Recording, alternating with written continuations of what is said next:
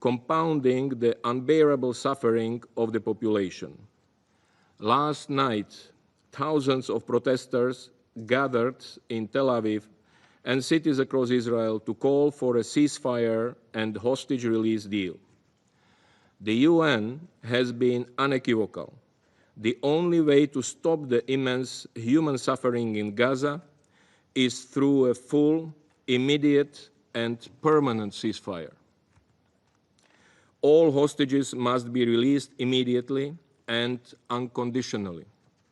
Israel must comply with its obligations under international humanitarian law, allowing rapid, safe, unimpeded, and large-scale delivery of humanitarian aid to the population.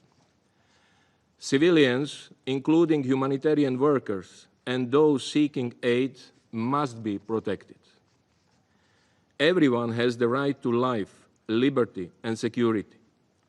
Palestinians must be able to return to their homes.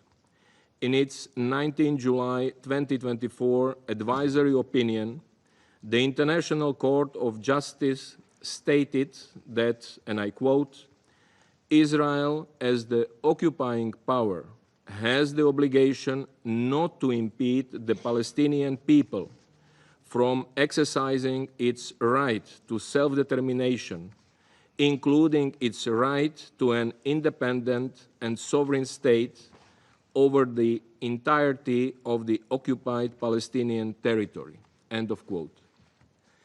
Mr. President, as I emphasized to this Council a few days ago, there is no military solution to the armed conflict in Gaza or the broader Israeli-Palestinian conflict. There will be no sustainable solution without an end to Israel's unlawful occupation and the achievement of a viable two-state solution. Gaza is and must remain an integral part of a Palestinian state. We must plan for Gaza's future as we address the urgency of developments on the ground today. We must establish political and security frameworks that can relieve the humanitarian catastrophe in Gaza, start early recovery and reconstruction, address the legitimate security concerns of Israelis and Palestinians, and forge a path for the realization of a viable two-state solution. In this regard, I urge the immediate implementation of the political, humanitarian, and security steps outlined in the New York Declaration on the peaceful settlement of the question of Palestine and the implementation of the two-state solution of 29 July 2025. Critically, these frameworks must facilitate a legitimate Palestinian government that can reunify Gaza and the West Bank, including East Jerusalem, politically, economically, and administratively. This government must represent Palestinians across the entirety of the occupied Palestinian territory. A united leadership is crucial to managing post-conflict Gaza and advancing Palestinian self-determination and sovereignty. I urge the Palestinian Authority to advance its stated goal of holding elections. Palestinians have the right to have their voices heard and to be meaningfully included in the process of shaping the future of the State of Palestine. Our ultimate goal remains unchanged: Israel and a fully independent, democratic, contiguous, viable, and sovereign Palestinian state, of which Gaza is an integral part, living side by side in peace and security within secure and recognized borders on the basis of the pre-1967 lines, with Jerusalem as the capital of both states. I thank you. Agradezco al señor Yencha la información que nos ha proporcionado. Doy ahora la palabra al señor Ramesh Rajan Singham. Thank you, Mr. President. The suffering endured in Gaza over the past 22 months has been nothing short of soul-searing. Our shared humanity demands that this unacceptable catastrophe is brought to an immediate end. Mr. President, I will address three matters today. First, I'm extremely concerned over the prolonged conflict, the reports of atrocities and further human toll that is likely to unfold following the government of Israel's decision to expand military operations in Gaza. This marks a grave escalation in the conflict that has already inflicted unimaginable suffering. Now, for over 670 days, Palestinians in Gaza have endured daily killings and injuries. More than 61,000 people have been killed, including at least 18,000 children, and 151,000 have been injured, according to Gaza's Ministry of Health. Meanwhile, 50 hostages are believed to remain in Gaza, with those still alive held in inhumane and appalling conditions. Thousands of Palestinians, including women and children, remain in Israeli detention, many held without charge or trial, all the required safeguards. A grim milestone has also been crossed in our sector, the humanitarian community. Over 500 humanitarian workers have been killed in Gaza since hostilities escalated, including at least 167 women. Smear campaigns against aid operations continue unabated. And as we approach World Humanitarian Day, we must insist on the protection of all aid workers. Mr. President, second, humanitarian conditions are beyond horrific. We have frankly run out of words to describe it. Whatever lifelines remain are collapsing under the weight of sustained hostilities, forced displacement, and insufficient levels of life-saving aid. Hunger-related deaths are rising, especially among children, with severe malnutrition. Since the escalation of hostilities in October 2023, the health authorities in Gaza have documented the deaths of 98 children from severe acute malnutrition, 37 alone since the 1st of July, just over a month ago. This is no longer a looming hunger crisis. This is starvation, pure and simple. Each day brings harrowing images of women, men, and children killed and injured while desperately seeking assistance. The situation is untenable, especially for older people, people with disabilities, and children without parental care, and widowed women. Gaza lies in ruins. Almost everyone in Gaza has been forcibly displaced at some point over the past 2 years, and at least once. Palestinians in Gaza have been forced into an area that amounts to less than 14% of the territory, in areas that are not safe and are lacking basic services or shelter. Further, expansion of military operations will make these conditions even worse. Families in Gaza living in insecure and overcrowded conditions, many without shelter. 11% of some 6,500 households surveyed recently by humanitarian partners were reported to be living out in the open. No organization, UN or otherwise, has been able to bring shelter supplies into Gaza since the 2nd of March. The lack of adequate shelter is particularly worrisome, as we know that winter will soon be upon us. Given the scale of repeated displacement and current living conditions, preventing the entry of emergency shelter supplies defies the obligation to allow humanitarian relief for the population in need. The humanitarian system is effectively collapsed, hospitals are not protected, doctors have been killed or detained, and facilities are working without sufficient medical supplies. Water and sanitation infrastructure, already at a critical failing point before the crisis, are now almost completely failing, and social cohesion is unraveling. So how are the people in Gaza expected to survive in these conditions? Mr. President, my third point, the recent military tactical pauses have enabled some positive changes in humanitarian operations.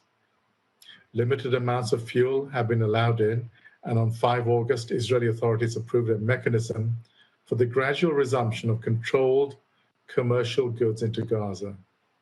This has resulted in different types of food returning to markets and a slight decrease in some prices. Our teams on the ground caution us that despite these developments, meaningful change for the population remains elusive, as humanitarian conditions remain largely unchanged. Security conditions have remained volatile, fighting has continued, crossing arrangements have remained inadequate. Humanitarian missions, though less frequently denied outright, can still take over 18 hours, with teams stranded on dangerous roads. Extreme desperation is driving people to take the humanitarian aid in transit, but this need not be the case. We've seen that when assistance is rapidly and significantly scaled up, incidents of looting and insecurity decline, and trust begins to be rebuilt. The United Nations has the plan and the systems in place to respond. We've said this before, and we will say it again and again. Let us work. To assist all those in need at scale, we must have predictable access, and the movement of life-saving goods must be more effectively facilitated.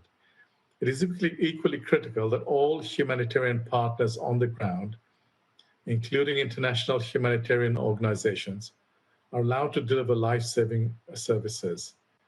Registration processes for non-governmental organizations that the government of Israel introduced earlier this year are concerning and risk further undermining operational capacity and continuity.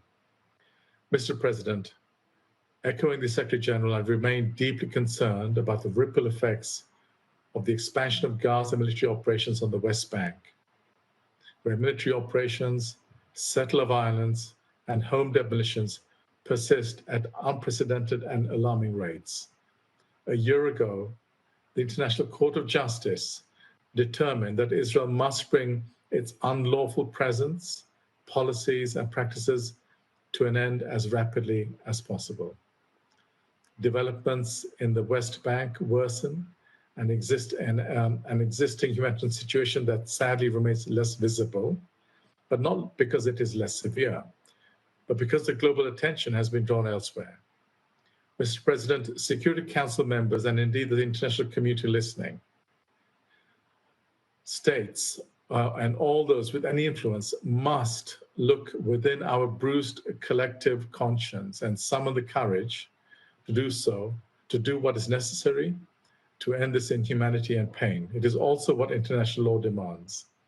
Civilians must be protected, and their essential needs must be met, and hostages must be released unconditionally.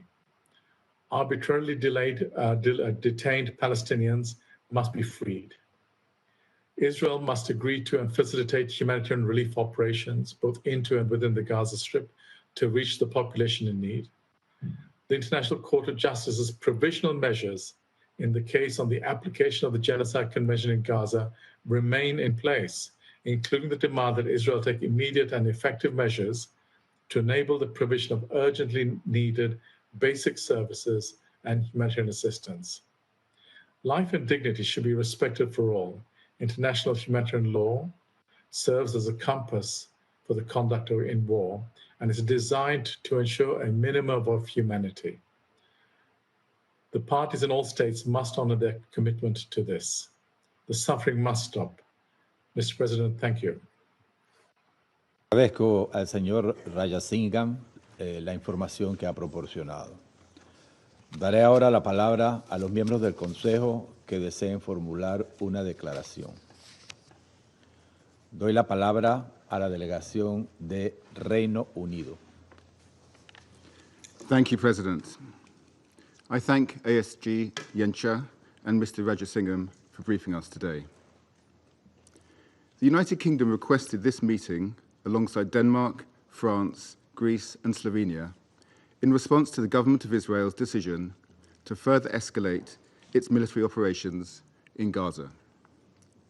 As my Prime Minister said, this decision is wrong, and we urge the government of Israel to reconsider immediately. Expanding military operations will do nothing to bring an end to this conflict. It will not secure the release of the hostages. It will only deepen the suffering of Palestinian civilians in Gaza.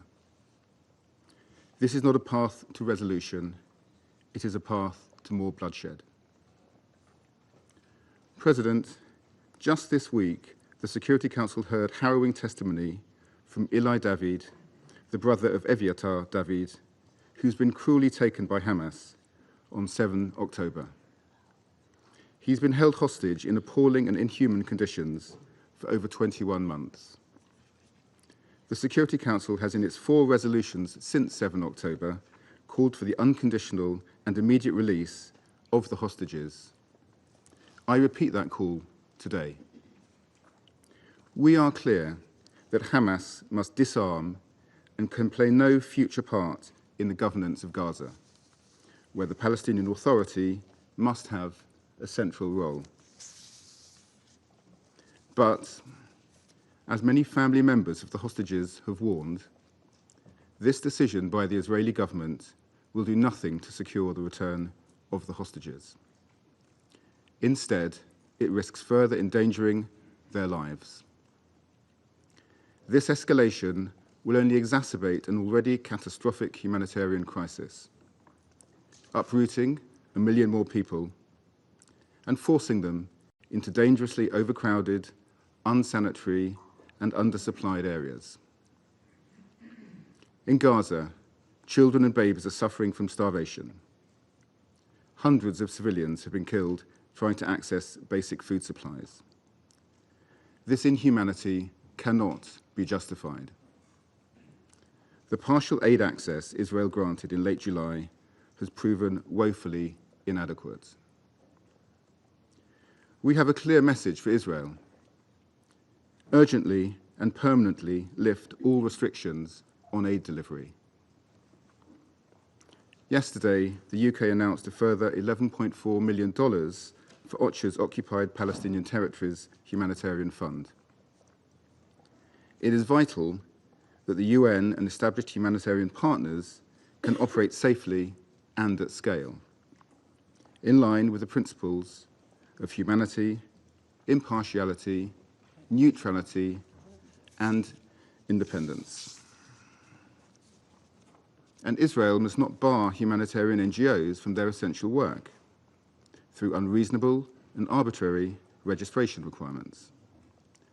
All land routes must be opened for essential supplies, including food, baby formula, medicine, shelter, fuel, and clean water. President, a diplomatic solution is possible, but both parties must step away from the path of destruction. We urge the parties to engage in good faith negotiations and to show political will to secure a ceasefire deal and commit to a path to peace. The recent conference on the two-state solution was a powerful demonstration of the international resolve to achieve a brighter future for the region. The UK will continue working with our partners on a long-term plan to secure peace in the region as part of a two-state solution. This is the only way to guarantee Israelis and Palestinians can live side by side in peace, security, and dignity. I thank you. Agradezco a la delegación del Reino Unido su declaración. Doy ahora la palabra a la delegación de Dinamarca. Thank you, Mr. President. I wish to thank ASG Genscher and Director Rajasingham for their briefings.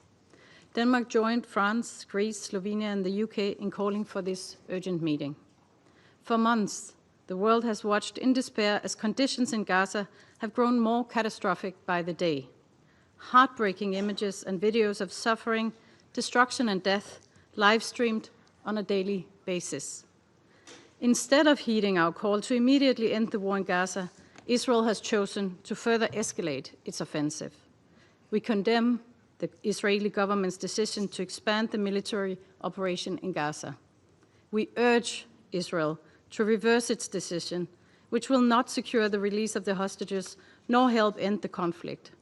It will only cause further bloodshed and deepen the suffering of civilians. We categorically reject any forced displacement. The ICJ's advisory opinion on this matter must be fully respected. Any unilateral attempts to alter the demography or status of the Gaza Strip are unacceptable and constitute a clear violation of international law. Mr. President, civilians in Gaza are starving and face severe limitation in accessing humanitarian aid which Israel is obligated to ensure the population receives. According to OCHA, 1 in 3 people in Gaza has not eaten for days, and over 1,300 of them have been killed while seeking food, most of them young men and boys desperately seeking to feed their families. Today, the entire Strip faces famine-like conditions. This is unconscionable. We deplore the killings of starving civilians trying to get food. The alarming frequency and scale of these incidents are simply unacceptable. We reiterate our call for transparent investigations into these incidents. As we have said many times before, Israel must immediately change course. All restrictions on the delivery of humanitarian aid must be lifted. Civilians, including humanitarian and UN personnel, as well as civilian infrastructure, must be protected in accordance with international law. We must return to the UN-led humanitarian aid system at once. Humanitarian aid must cease to be politicized and used as a political bargaining chip in Gaza. Denmark firmly condemns the heinous terrorist attacks on 7 October 2023 perpetrated by Hamas. There can be no justification for this attack, nor for the continued maltreatment of the remaining hostages. However, Israel's response must be exercised in compliance with international law and with full respect for international humanitarian law. The fight against terrorism cannot come at the expense of the rules that safeguard humanity. To conclude, Mr. President, the violence in Gaza must end. To the parties, we demand a return to a ceasefire, the delivery of humanitarian aid with no restrictions, and the immediate and unconditional release of all the remaining hostages. Denmark will never go back on those principles and will continue to reiterate these demands. We will not tire in our support to the two-state solution, and we will not tire in our commitment to peace in the Middle East. We urge the warring parties to stop burying peace in the rubbles. Thank you. Agradezco a la delegación de Dinamarca su declaración. Doy ahora la palabra a la delegación de Francia. Monsieur le Président, je voudrais vous remercier d'avoir convoqué cette réunion d'urgence que nous avons demandée avec nos partenaires européens du Conseil de sécurité. Je remercie également le sous-secrétaire général, M. Miroslav Jenča, ainsi que M. Ramesh Rajasingham du BCAH pour leurs interventions aujourd'hui. Face à la gravité des dernières annonces faites par Israël, il nous fallait tirer la sonnette d'alarme. Comme nous l'avons indiqué le 8 août dernier, la France condamne, dans les termes les plus forts, le plan du gouvernement israélien d'étendre ses opérations militaires pour prendre le contrôle de la ville de Gaza en vue de contrôler militairement l'ensemble de la bande de Gaza. La France appelle le gouvernement israélien à revenir sur cette décision. Elle rappelle sa ferme opposition à tout projet d'occupation, d'annexion et de colonisation de la bande de Gaza et de déplacement forcé de sa population. De telles actions constitueraient de nouvelles violations caractérisées du droit international d'une extrême gravité, contraires aux principes fondamentaux sur lesquels se base cette organisation et en contradiction avec l'avis consultatif de la Cour internationale de justice du 19 juillet 2024. Elle représenterait, par ailleurs, une menace pour la sécurité régionale et mènerait à une impasse absolue. L'extension et l'intensification des opérations militaires israéliennes dans les zones les plus densément peuplées de Gaza auraient des conséquences humanitaires dramatiques.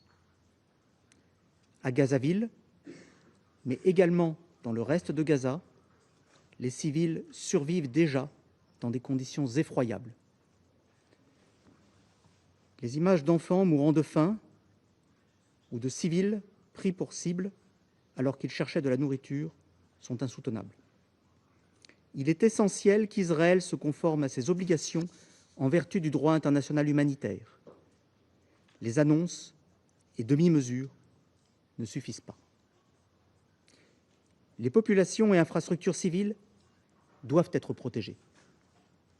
Israël doit, de toute urgence, ouvrir tous les points de passage pour permettre un acheminement immédiat, massif, sûr et sans aucune entrave de l'aide humanitaire sur tout le territoire. Israël est tenu de permettre aux Nations unies et à tous les acteurs humanitaires, dont les organisations non gouvernementales internationales, d'opérer librement et en toute sécurité. La mise en œuvre de la décision du gouvernement israélien ne contribuera en rien à la sécurité d'Israël et de ses ressortissants, en particulier celle des otages encore détenus par le Hamas à Gaza. La France appelle à nouveau vigoureusement le Hamas à leur libération immédiate, inconditionnelle, et à se saisir des propositions de cessez-le-feu plutôt que de prolonger, par son attitude d'obstruction, le calvaire de la population de Gaza. La France appelle au désarmement du Hamas et à sa reddition. Monsieur le Président, l'avenir de la bande de Gaza doit s'inscrire dans le cadre d'un futur État palestinien dirigé par l'autorité palestinienne. La France continuera à se mobiliser pour la mise en œuvre de la solution à deux États, la seule qui puisse garantir une paix et une sécurité durable pour les Israéliens et les Palestiniens, comme elle l'a fait lors de la conférence de New York, coprésidée avec l'Arabie saoudite. Nous appelons tous les États à s'inscrire dans cette dynamique collective en endossant la déclaration de New York, qui propose des mesures concrètes pour préserver la solution des deux États et œuvrer à la stabilisation de la bande de Gaza. Elle propose également le déploiement d'une mission internationale temporaire de stabilisation afin d'assurer la sécurité des Israéliens et des Palestiniens. Monsieur le Président, après 22 mois de souffrance, le calvaire enduré par la population de Gaza et par les otages doit cesser immédiatement. C'est pourquoi nous appelons le gouvernement d'Israël à revenir sur sa décision de prendre le contrôle militaire de la bande de Gaza. La France réitère son appel à un cessez-le-feu immédiat et permanent, à la libération des otages et à l'acheminement massif et sans entrave de l'aide humanitaire. Je vous remercie. Agradezco a la delegación de Francia su declaración. Doy la palabra a la delegación de Grecia. Thank you, Mr. President, and thank you for convening this urgent meeting upon the request of the European members of this Council. I also wish to thank Assistant Secretary General Mr. Miroslav Jenca and OCHA Director Mr. Ramesh Rajasingham for their briefings. Only days ago, the international community gathered in New York with a clear yet urgent message. The war in Gaza must end, the two-state solution must be realized, Palestinians, Israelis, and all peoples of the region deserve a fair chance at peace. Yet, recent developments seem to have pushed this proposal further out of reach. We condemn Israel's decision to further expand its military operations in Gaza, and we urge Israel to reconsider it. Such actions would endanger the lives of all civilians in Gaza, deepen the humanitarian suffering, and exacerbate the anguish over the fate of the remaining hostages. They would also worsen the already dire humanitarian situation in Gaza and risk further loss of life and large-scale displacement of Palestinians. We strongly oppose any attempts to forcibly displace the Palestinian population and reiterate that any potential annexation of Gaza or any other part of the occupied Palestinian territories would contravene international law and numerous Security Council resolutions, including Resolution 2334, would jeopardize regional stability and security and would undermine the prospect of a two-state solution. Mr. President, the humanitarian crisis in Gaza is severe and worsening.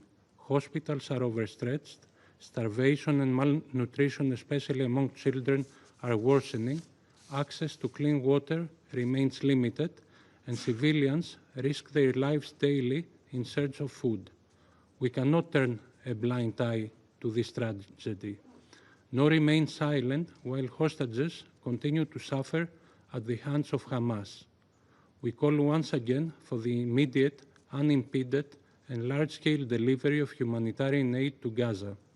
The blockade must be lifted, civilians and humanitarian workers must be protected in accordance with international humanitarian law, and the work of the aid agencies should be facilitated.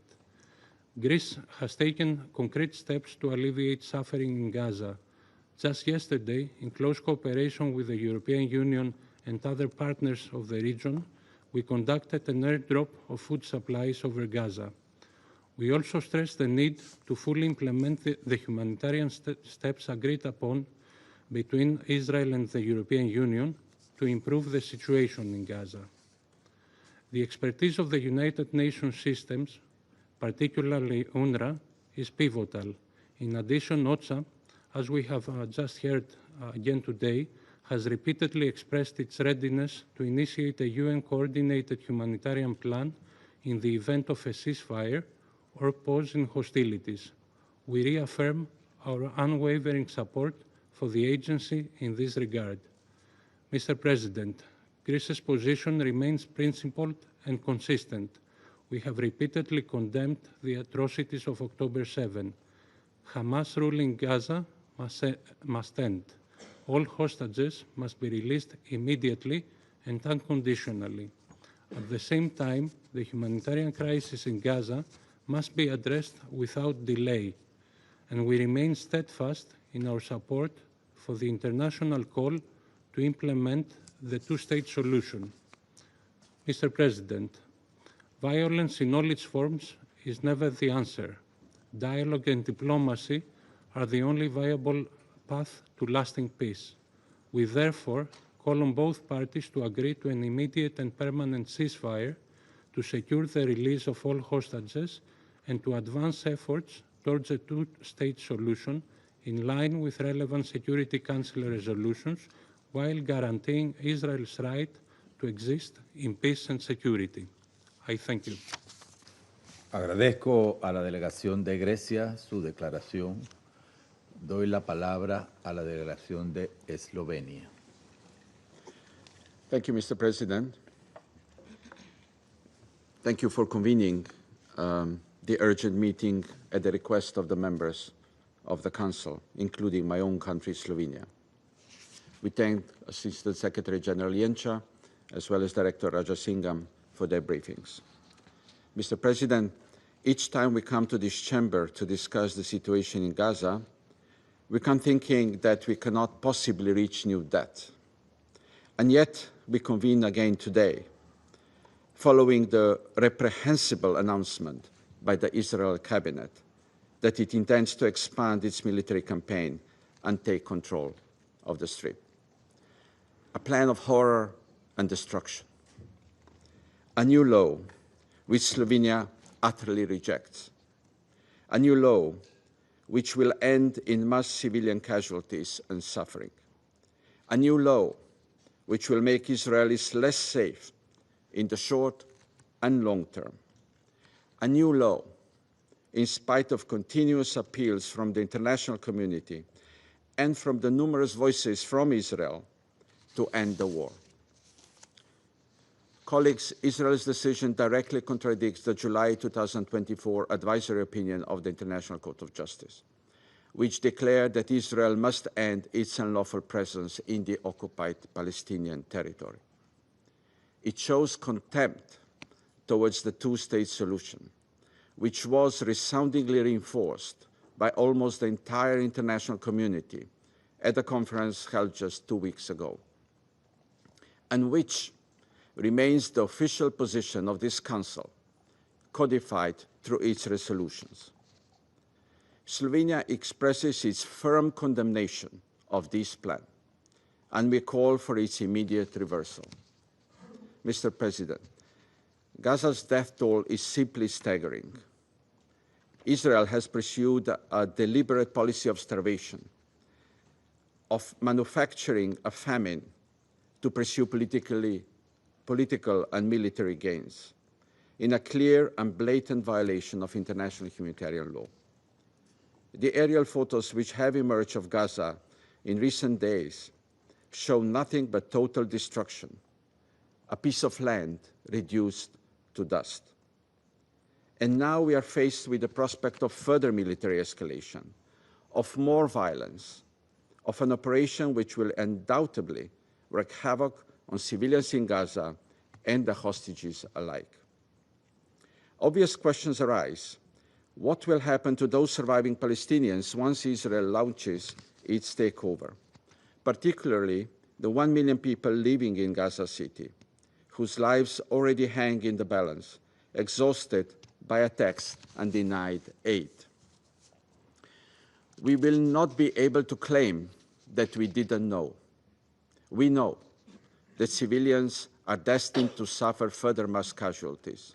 We know that they will be displaced once more, chased from corner to tiny camps, or even beyond.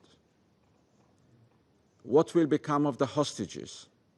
Just 4 days ago, we heard the heartbreaking testimony of Eli David, brother of Eviatar David, who is still held hostage by Hamas in Gaza. He told us in clear terms that we cannot wait any longer. Who, if not this Council, can stop the killing? Every minute counts for Eviatar. Every minute counts for countless civilians caught in the fire in Gaza. We cannot simply accept a forever war and the continued destruction and traumatization of generations of Palestinians and Israelis. Ambassador Mansour on Tuesday used the words, "We chose peace." The Palestinian Authority has made commitments to comprehensive reforms necessary to govern Gaza and the West Bank. Does the Israeli leadership have the moral clarity to abandon military adventurism and choose peace? Does Hamas have the courage to choose peace, disarm, and to release the hostages immediately and without condition in full dignity? Colleagues, all civilians in Gaza, Israelis and Palestinians, are hostages.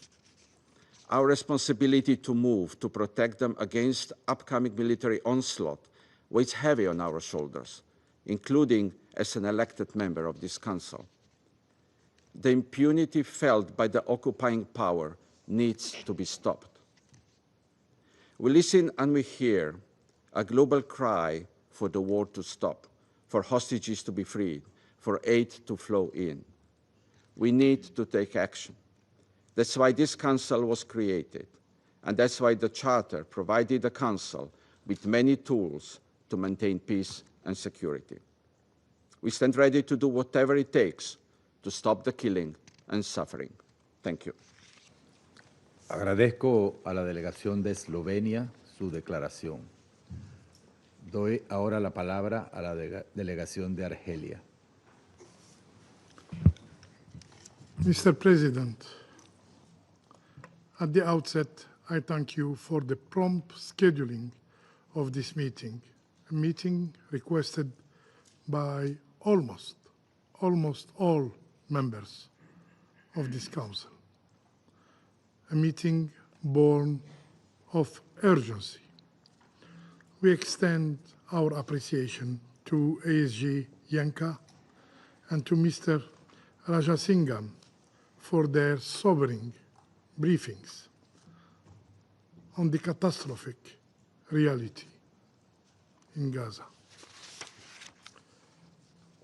Yes, Gaza is facing hell. It is in the hands of an occupying power that threatens the international peace and security. Algeria condemns in the strongest terms the decision of the Israeli cabinet to displace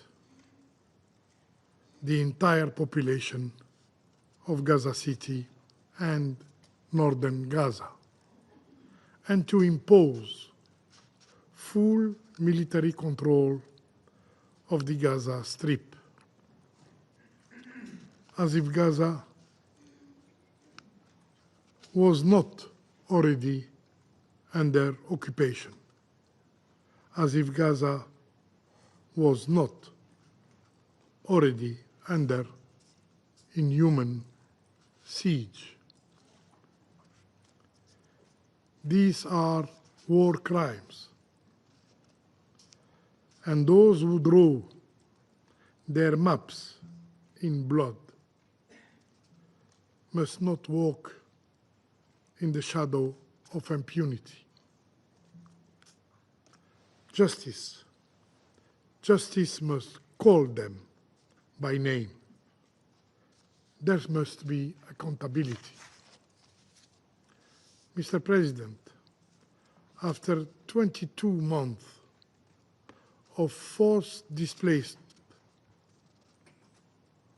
22 months of starvation, 22 months of ethnic cleansing, such an operation would not merely ruin Gaza. It will just annihilate what remains of it. As if killing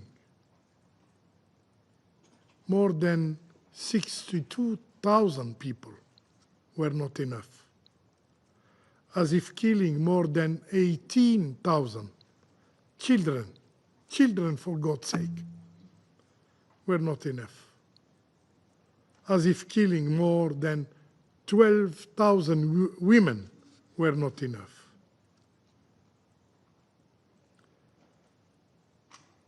As if starving to death more than 200 human beings were not enough.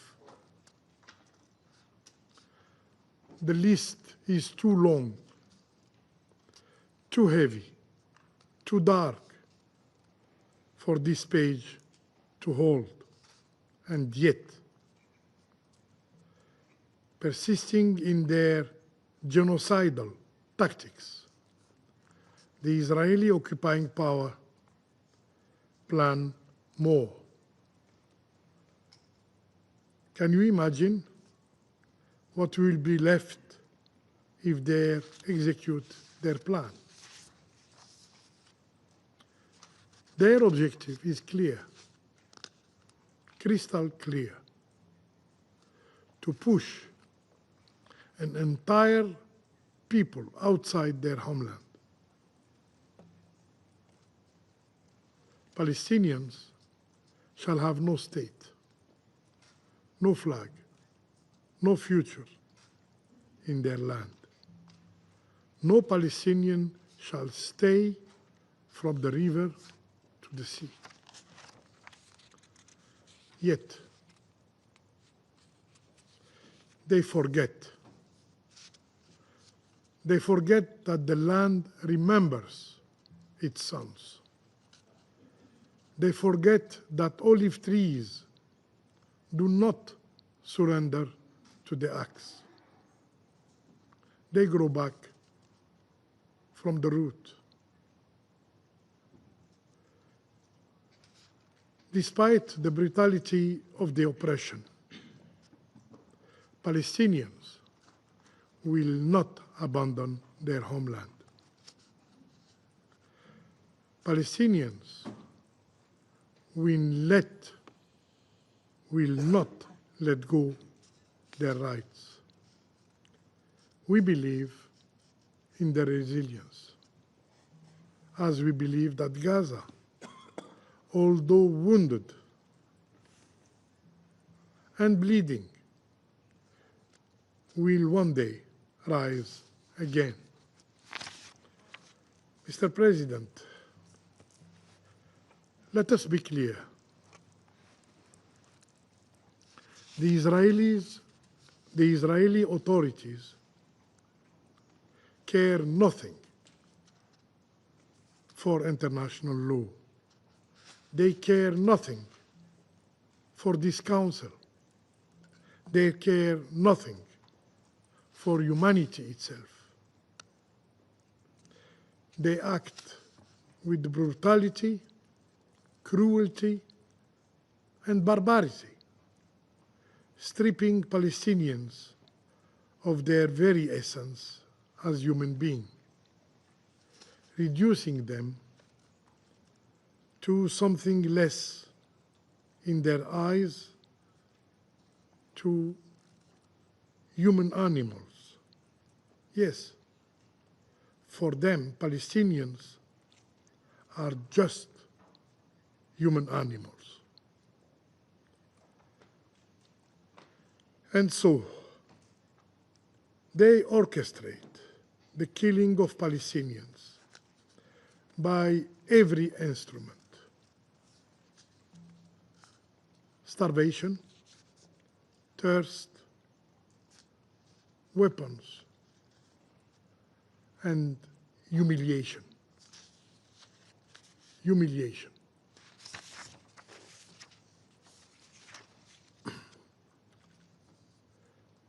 Mr. President, faced with this genocide, every voice has risen. The International Court of Justice investigates the plausible crime of genocide by the Israeli occupying power. The International Criminal Court pursues those who sign their names in the records of war crimes. The General Assembly condemns repeatedly the occupation and demands its end. The United Nations Human Rights Council counts the wounds and denounces its violation.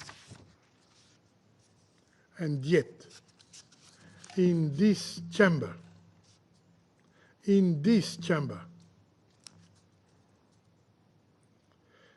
the one entrusted with peace and security by the United Nations Charter,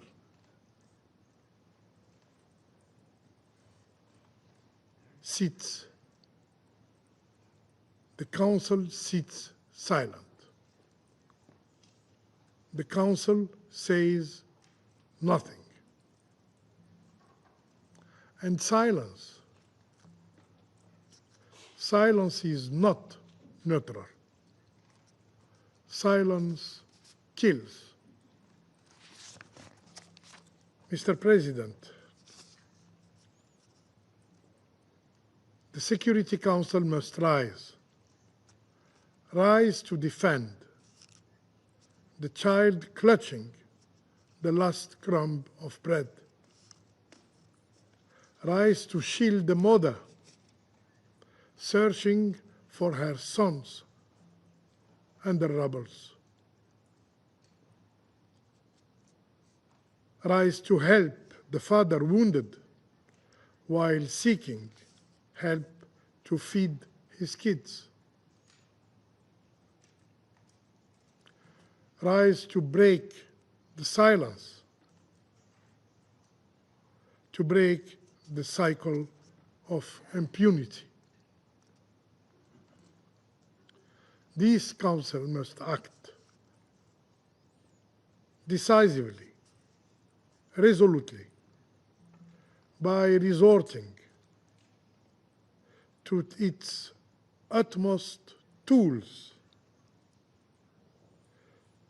to act under Chapter 7 of the Charter. The hour has come to impose sanctions on the hand that steals the land,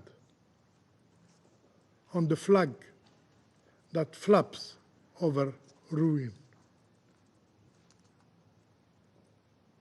The hour has come to impose sanctions on the enemy of humanity. I thank you.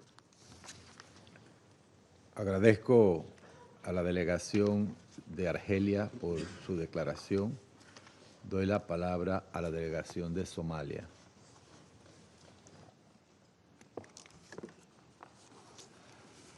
Mr. President, I thank you for the swift convening of this emergency meeting today.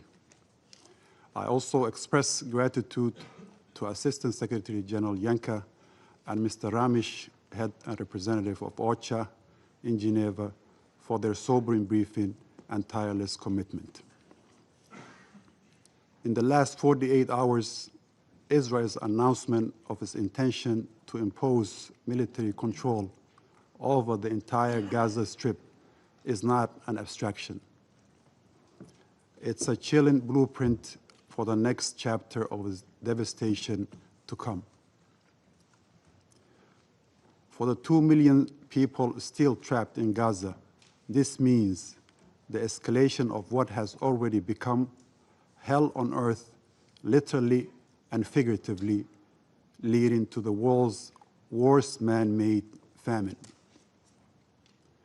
It's a death sentence for civilians where over 60,000 Palestinians have been killed since the escalation began, the majority of them women and children. More than 150,000 have been injured, and 90% of Gaza's population are now internally displaced, many living in makeshift shelters without clean water or food. The expanded military assault will make survival impossible for the civilian population. The International Court of Justice, in its recent advisory opinion, reaffirmed the legal obligation of Israel regarding the occupied Palestinian territory. The court was unequivocal. The occupation, the blockade, the denial of humanitarian access, and actions resulting in collective punishment violate international law. The continued targeting of essential services and the forcible displacement of the Palestinian people from their land in Gaza or the West Bank, including East Jerusalem, directly contradicts the principles this Council exists to uphold.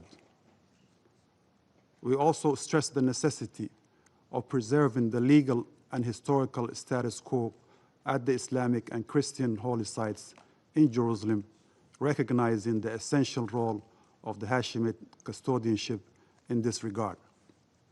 We are gravely concerned about the recent incidents at Al-Aqsa Mosque and reiterate that any provocation or violation undermines peace and stability and must be unequivocally condemned. Mr. President, we have heard enough talk of security as a pretext for collective punishment. True security cannot be built upon the ruins of justice. There can be no peace while occupation persists, and no real security unless the rights of Palestinians, including the right to self-determination, are recognized and protected. What is needed now is not another brief pause, but an immediate and a permanent ceasefire.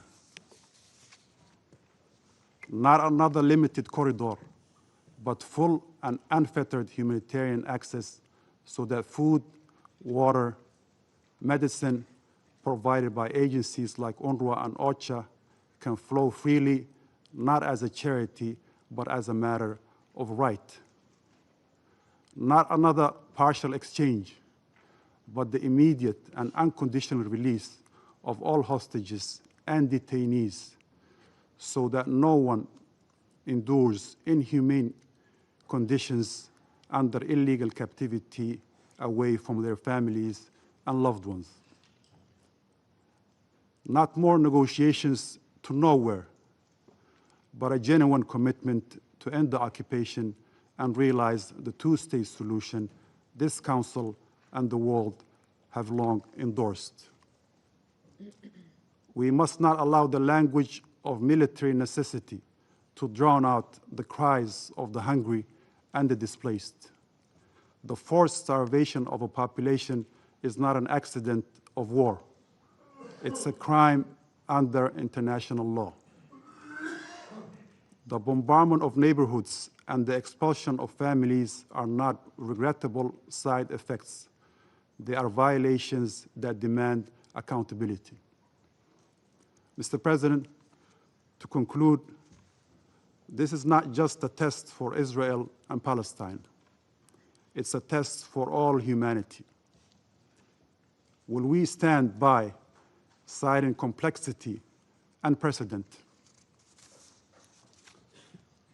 Or will we act with the urgency and moral clarity that this moment demands? In these darkest moments, it's worth remembering what brought the United Nations into existence in the first place.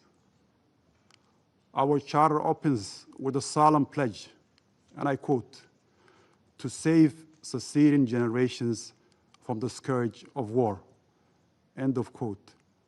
A promise born from the ashes of World War II, when the world vowed never again. Yet, 8 decades later, we are confronted once more with the images and the realities of children buried beneath rubble, starvation used as a weapon, families uprooted, and entire communities erased. If we cannot act now to uphold this promise in Gaza, we must ask ourselves,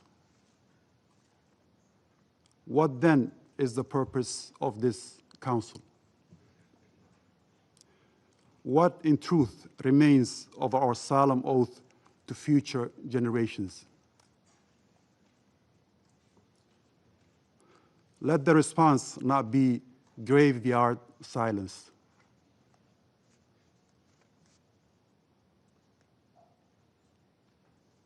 And silence in moments like these is not neutrality. For all the victims, it is a verdict.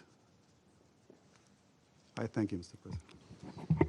Agradezco a la delegación de Somalia su declaración. Doy la palabra a la delegación de la República de Corea. Thank you, Mr. President, for convening this meeting in a timely manner. I would also like to thank ASG Incha and Mr. Rajasingham for their concise and powerful briefings. The Republic of Korea is gravely concerned by the Israeli Security Cabinet's recent approval to expand the war in Gaza and occupy Gaza City, as this plan entails significant and multifaceted risks. We urge Israel to retract this plan. In this context, I would like to address each risk in turn. First, the plan, if implemented, will devastate an already catastrophic humanitarian crisis in Gaza. Daily images of starving Palestinian children and aerial scenes of Gaza's near total destruction demands our attentions to focus on alleviating the dire humanitarian needs. However, the proposed military escalation will only deepen the extended suffering of an exhausted, sick, and hungry population. Not deliver the humanitarian relief they so clearly need, and that the international community is urgently calling for.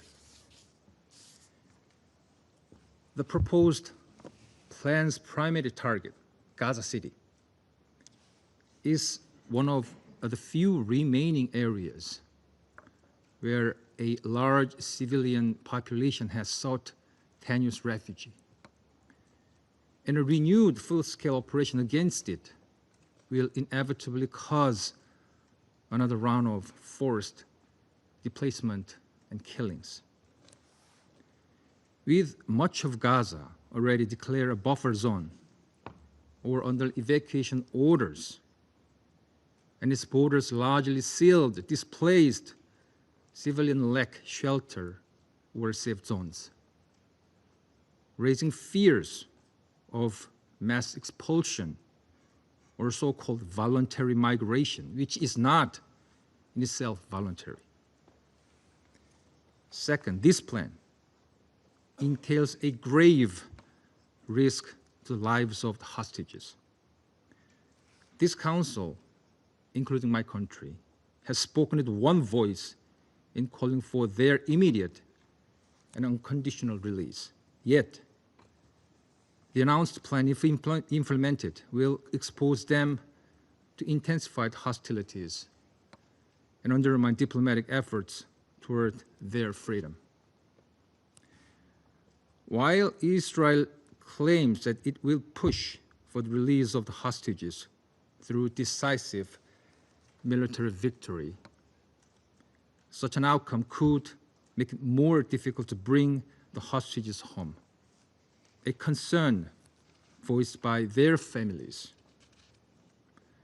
Hamas' explicit warning that any further military expansion could risk the hostage, which the Republic of Korea resolutely condemns, adds further weight to this concern. Meanwhile, we remind Hamas that the release of all hostages is imperative to prevent any further deterioration to the situation. Hamas' continued holding of hostages, despite the ongoing despair of innocent civilians in Gaza, is unjustifiable. Under any excuse, nothing but a contemptible act. Third, Israel should not undermine the prospect of a two-state solution and regional stability. The Republic of Korea has continuously reiterated our full support for the two-state solution, along with the vast majority of the international community, in line with relevant UNSC resolution, including Resolution 2334, as the only viable path forward to bring peace, security, prosperity, and dignity to all people in the region. Yet Israel's plan encompasses so many elements incoherent to the resolution, which can result in seizing full control of Gaza while rejecting the Palestinian Authority. These actions are exactly the opposite of what the resolution aimed for: peaceful and sustainable coexistence of Israel and Palestinians. Israel must therefore not only retract the plan, but also cease any annexation efforts, including its West Bank settlements activities, which are clearly illegal under international law. In closing, Mr. President, let me make a final remark. As a representative from a long divided, once war-torn nation, the Republic of Korea understands, perhaps more than most, the tragic consequences of protracted conflict, as well as the urgency of multilateral assistance and humanitarian aid. Our history powerfully teaches us that military force alone cannot guarantee permanent peace and security. It can only defer the recurrence of conflict. This is why, despite the persistence of challenging circumstances, we remain committed resolving differences through dialogue and cooperation rather than through force. We therefore call once again on all relevant parties to sincerely engage with ongoing mediation efforts of the international community aimed at securing ceasefire, releasing the hostages, and mobilizing and ensuring unhindered and dignified aid to Gaza at scale. Only through a genuine dialogue, sustained commitment, and mutual compromise can we hope to construct the robust foundation for a just and durable peace for all. I thank you, Mr. President. Agradezco a la República de Corea su declaración. Doy la palabra a Sierra Leona. Thank you, Mr. President. Thank you for convening this emergency meeting at the request and with support of almost all of the members of the Security Council. I also thank Assistant Secretary General Yencha and Mr. Rajasinghan for their valuable briefings. Sierra Leone expresses its full solidarity with the leadership and personnel of the United Nations and all humanitarian partners who, despite immense challenges, continue to serve humanity with courage and dedication. Mr. President, colleagues, the decision by the Israeli Security Cabinet to take control of Gaza City through an expanded military operation has shocked and alarmed the international community and capitals across the world. As underscored in the Secretary General's statement on the issue, this represents an extremely dangerous escalation that will deepen the already catastrophic humanitarian crisis in Gaza, cause further mass displacement, and increase civilian casualties in a territory already devastated by months of bombardment. If implemented, such reoccupation or annexation would constitute a grave breach of international law, including international humanitarian law. It reflects collective punishment of the Palestinian population through indiscriminate and systemic attacks on civilians and obstruction of urgently needed humanitarian assistance, both prohibited under the Geneva Conventions. This course of action is in direct contravention of International Court of Justice's 2024 advisory opinion on the legal consequences of Israel's policies and practices in the occupied Palestinian territory, including East Jerusalem, and is contrary to binding Security Council resolutions, including 242 of 1967 and 2334 of 2016.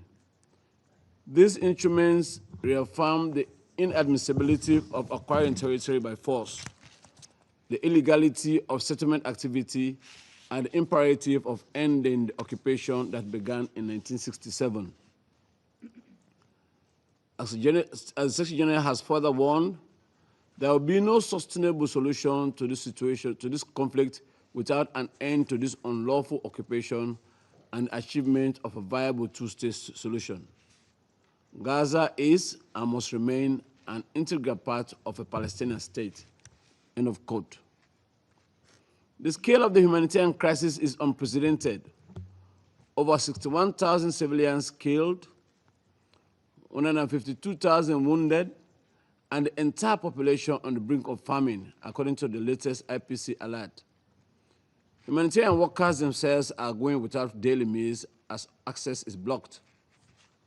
Inaction by this Council and member states with influence will only lead to further destruction, loss of life, and the erosion of human dignity.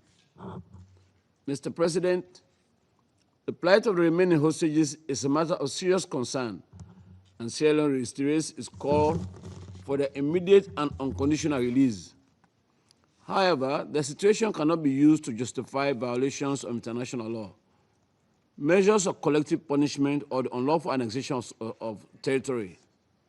International law requires that civilians be protected at all times, without exception. Reoccupation and annexation will not address Israel's legitimate security concerns. On the contrary, Such measures are likely to deepen hostility, entrench instability, and delay the normalization of relations with its neighbors. Genuine normalization, endorsed by the Arab Peace Initiative and consistent with the two-state solution, offers Israel the prospect of lasting peace, security, and regional acceptance, but only if it is accompanied by an end to occupation and the realization of Palestinian statehood. This conflict demands both urgent action to halt the violence and a long-term commitment to a political horizon grounded in the two-state solution. Any action that ignores these objectives risks perpetuating instability in occupied Palestinian territory and the wider region. Accordingly, Sierra Leone reiterates the following.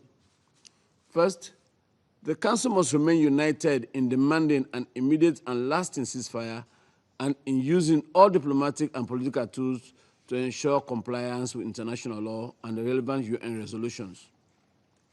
We also reiterate the need and legal obligation for the immediate and unconditional release of all hostages held by Hamas and other armed groups since 7 October 2023, all Palestinians as well as all Palestinians detainees. We urge Hamas and the other armed groups to allow access to the International Committee of the Red Cross, ICRC, to the hostages to assess and support their well-being. Second, in line with the ICJ's provisional measures of 24 May 2024, Israel must, in full cooperation with the United Nations, ensure the unhindered provision at scale of basic services and humanitarian aid throughout Gaza, in full respect of international humanitarian law. Third, recalling the ICJ's advisory opinion of 19 July 2024, Israel's continued presence in the occupied Palestinian territory is unlawful and must end as rapidly as possible. All policies and actions that harm the civilian population or undermine the viability of the two-state solution must cease immediately. Fourth, accountability is essential. The Council must act to end the cycle of impunity that has allowed violations to persist for decades. All grave breaches of international law, including annexation, must be met with consequences. Mr. President, for decades, the United Nations has provided a clear framework for peace. Two states, Israel and Palestine, living side by side in peace and security within internationally recognized borders, with Jerusalem as their shared capital. These are not aspirational ideals. They are obligations arising from the resolutions of this Council and the principles of the UN Charter. The decision to reoccupy Gaza moves in the opposite direction, from law towards chaos, from diplomacy towards escalation. It risks destroying what remains of the credibility of the political process and further diminishing prospects of a negotiated settlement. The Council must reject any action that seeks to alter the status of Gaza by force and must reaffirm unequivocally that Gaza is an inseparable part of the Palestinian state. We must work collectively to uphold international law, to end the occupation, and to realize the vision of two states living in peace, security, and mutual recognition. The time for principled and decisive action is now. I thank you. Agradezco a la delegación de Sierra Leona por su declaración. Doy la palabra a la delegación de Estados Unidos. Thank you, Mr. President. Thank you, Assistant Secretary General Yencha and Director Rajasingham, for your briefings.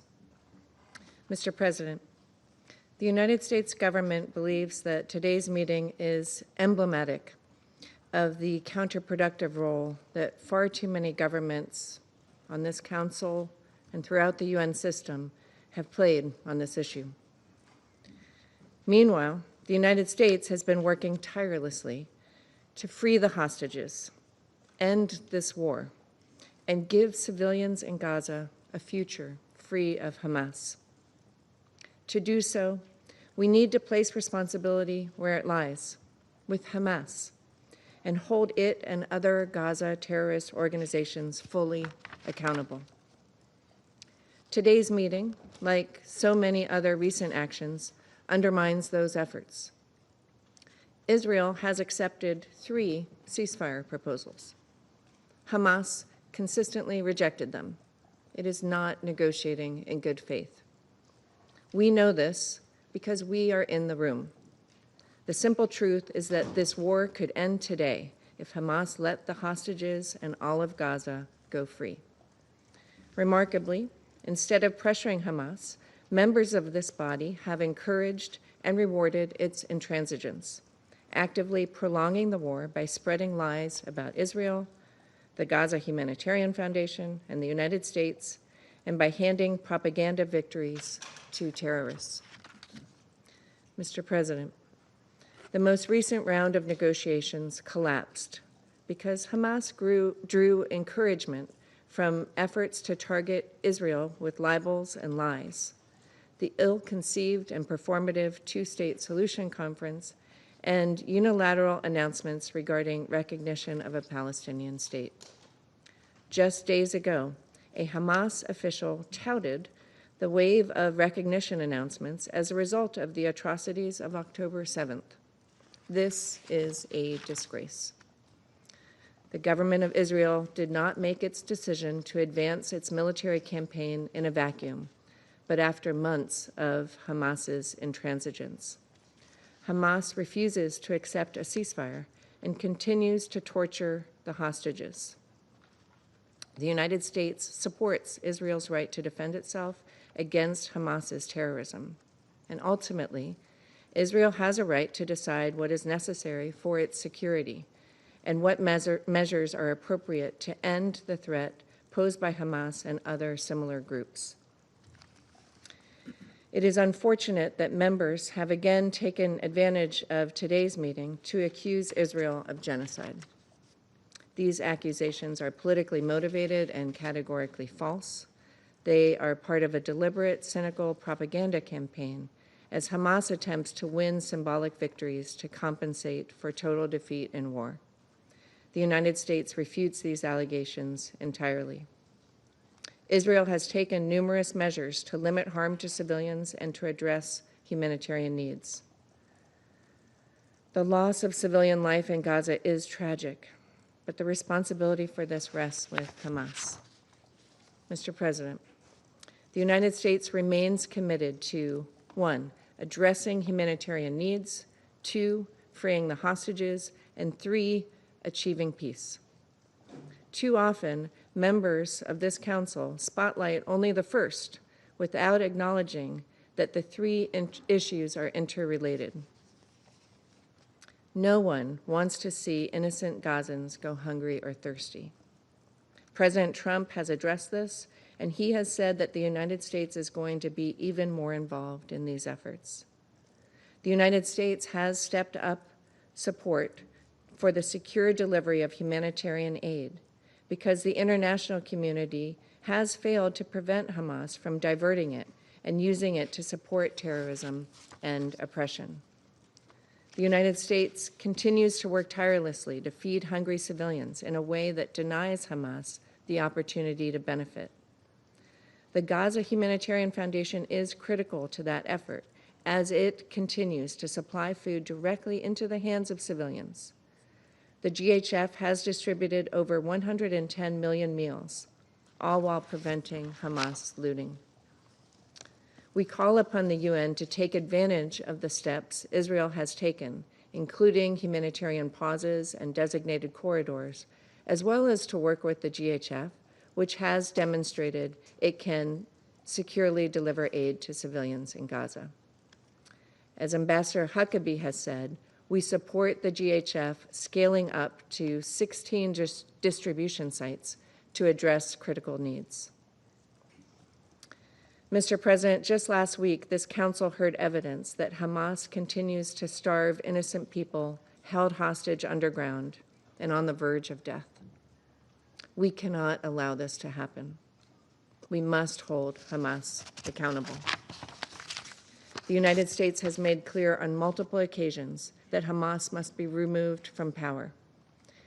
As long as it remains, there will not be peace. not for Israel, and not for the Gazans who deserve to begin a new chapter free of Hamas. The United States calls upon members of the Security Council and all countries to demand that Hamas immediately release all hostages, living and dead, and lay down its weapons and end this terrible conflict. I thank you. Agradezco a la delegación de Estados Unidos por su declaración. Doy la palabra a la delegación de Guyana. Mr. President, thank you for convening this meeting with the urgency that the situation demands. I also thank Assistant Secretary General Yencha and Mr. Rajasingham of OCHA for the information provided. Mr. President, after months of public expressions from various Israeli officials, we are confronted with the decision of the Israeli Security Cabinet to occupy Gaza City by 7th October 2025. The implementation of this decision will engender the forcible displacement of hundreds of thousands of Palestinians and would further undermine the two-state solution. We call on Israel to reverse this reprehensible decision. In both Gaza and the occupied West Bank, including East Jerusalem, we are witnessing in real time and on a daily basis decisions and actions that violate international law and threaten regional and international peace and security. It is striking, Mr. President, that Israel continues to announce to the world beforehand, including in this Council, decisions that would violate international law if implemented. We have witnessed this with UNRWA and more recently with OCHA. This decision to take full control of Gaza is the latest installment in Israel's contemptible actions against the Palestinian people.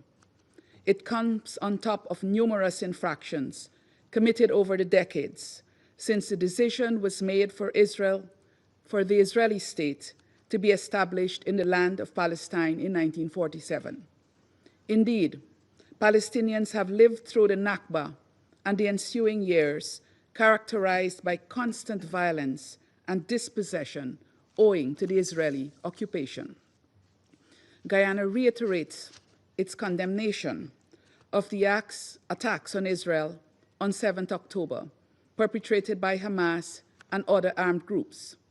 Yet, Mr. President, nothing, absolutely nothing, justifies the collective punishment that Israel has perpetuated against the people of Gaza over the past 2 years.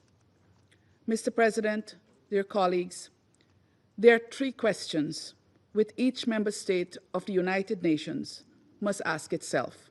First, why does the occupying power act in such defiance of the international community, even though it is in contravention of international law, including international humanitarian law and international human rights law? Second, why are the actions of the occupying power not met with strong, unified, and collective positions by this Council? And third, would any member state of this Council allow its citizens to be subject to this type of inhumane treatment by any actor, including a fellow member state of the United Nations? The honest answers to these questions should inspire a sense of urgency in all of us to act now to end Israel's war against Palestinians on every front that this war is being fought. In the occupied West Bank, including East Jerusalem, where Israel continues operations that result in displacement of Palestinians, in injuries and in fatalities, where settler violence has become normalized under the might of the Israeli security forces, where Palestinians continue to lose their property and livelihoods under vexing circumstances, where Israeli officials carry out provocative visits to holy sites, adding another layer to existing tensions, and in Gaza, which is bearing the weight of a humanitarian catastrophe characterized by famine, disease, death, displacement, denial, and yes, impunity. We, the Security Council, must respond to the fact that over 61,000 Palestinians have been killed in Gaza since October 7, and this number increases every single day. In an unfortunate move, Israel has now announced its intention to intensify its military operations in Gaza. With the scale of destruction that has taken place already in Gaza, there are hardly any buildings left to target. Therefore, let us be clear about the objective of intensifying military operations in the Strip and what it would mean for Palestinians who have, to this point, managed to defy the odds and remain alive, humiliated and persecuted as they are. We must also consider what intensified military operations would mean for United Nations personnel and humanitarians who continue to operate in Gaza. Their operations would be further curtailed, since the already precarious security situation would be exacerbated, and the risks to their personal safety and security would also increase. Let us also consider what intensified military operations could mean for the hostages still being held by Hamas and other Palestinian armed groups. Just this week, we discussed the atrocious situation to which these individuals have been subjected, and we all demanded their immediate and unconditional release. In that context, my delegation had stressed that the persons being held hostage should not be used as bargaining chips to extract concessions. Their continued captivity is a grave violation of international law, which must not continue to be prolonged. We therefore reiterate our call for the release of all individuals held captive by Hamas and other armed groups in Gaza. Mr. President, the Council must act in the face of all that is taking place in Gaza, and now in response to Israel's annexation plans. The International Court of Justice was clear in its pronouncements regarding the illegality of any annexation of Palestinian territory by Israel. We must intensify our efforts to ensure Israel completely evacuates the Palestinian territory and withdraws to the pre-1967 lines in accordance with the relevant UN resolutions and the advisory opinion of the ICJ. Guyana also urges that this Council act collectively to achieve an immediate, unconditional, and permanent ceasefire in Gaza, and to end the violence against the civilians in the occupied West Bank, including East Jerusalem. We must also take action to enable conditions for a drastic improvement in the humanitarian situation in Gaza. We have taken note that Israel's military plans involve providing humanitarian aid to civilians outside combat zones.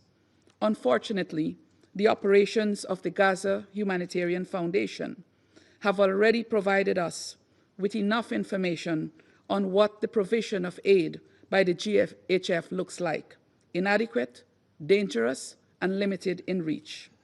The Council must demand facility for the United Nations and its humanitarian partners to have full humanitarian access to all civilians in need in Gaza, so that there can be a flood of assistance into the area in a rapid, safe, and unhindered manner. Actions by other UN member states must also complement Security Council action. In this regard, Guyana is encouraged by the decisions announced by some member states in response to the decision of the Israeli Security Cabinet. Every member state has a responsibility to ensure that it is not contributing in any way to the perpetuation of the war in Gaza, and therefore to the attempts to annihilate the Palestinian people. Mr. President, when appeals to morality, to humanity, and even to legality fail to produce the required action, the Council must delve into its toolbox to save lives. We have long reached this point, and Guyana is prepared to act with fellow Council members to take the relevant decisions. I thank you. Agradezco a la delegación de Guyana su declaración Doy la palabra a la delegación de Pakistán. Thank you, Mr. President. Once again, we meet here in this council as Gaza bleeds under systematic, premeditated, and deliberate violations of international law, including international humanitarian law, this Council's own resolutions, and binding orders of the ICJ. And all of this committed with impunity by Israel, the occupying power. President, I would like to thank Assistant Secretary General Miroslav Zhencha and Mr. Ramesh Rajasingham of OCHA for their sobering briefings. The complementary information shared by the two briefers presents a picture that is beyond belief. A tragedy unfolding before our eyes, in our clear sight, and unfortunately, in this time and age. And while not enough has been done to stop it, to stop Israel, the occupying power, ASG Zhencha has described the Israeli decision to expand military operations in Gaza as a dangerous escalation, and which, if implemented, will displace all civilians from Gaza City. Mr. Zhencha referred to, and I quote, another horrific chapter. And Mr. Rajasingham described it beyond horrific, impossible to describe in words, untenable, and rightly so. And his call to respond to our collective conscience, to uphold international law, are most pertinent. Mr. President, the Prime Minister of Pakistan has strongly condemned the Israeli cabinet's decision to take control of Gaza City, calling it a dangerous escalation in an already catastrophic war against the people of Palestine. And in a joint statement yesterday, the Ministerial Committee, mandated by the Joint Extraordinary Arab-Islamic Summit, along with other countries, including Pakistan, has expressed strong condemnation and categorical rejection of this announcement, denouncing it as an unacceptable escalation, a blatant violation of international law, and a brazen attempt to entrench illegal occupation by force. Mr. President, this latest Israeli move aims to erase Palestinian presence. And contrary to what some claim and expect, this action will extinguish prospects for peace and undermine all regional and international efforts to peacefully resolve this conflict. So let us be clear. It is the culmination of a campaign of ethnic cleansing. First, it violates international law and Security Council resolutions, including 242 and 338, as well as Council's Resolution 2735. Secondly, it threatens mass displacement of over 1 million Palestinians, a grave breach of the Fourth Geneva Convention. And thirdly, it actually follows a clear pattern that we have seen: sustained bombardment, killing and maiming of thousands, destruction of an entire infrastructure, dismantling of humanitarian systems, forced starvation and displacement, all culminating in occupation under the pretext of security. Those shielding Israel from accountability through political cover, military support, or diplomatic protection are complicit and must share responsibility. They must reconsider their policies, for history will judge them harshly. Mr. President, Gaza is enduring a full-scale humanitarian catastrophe.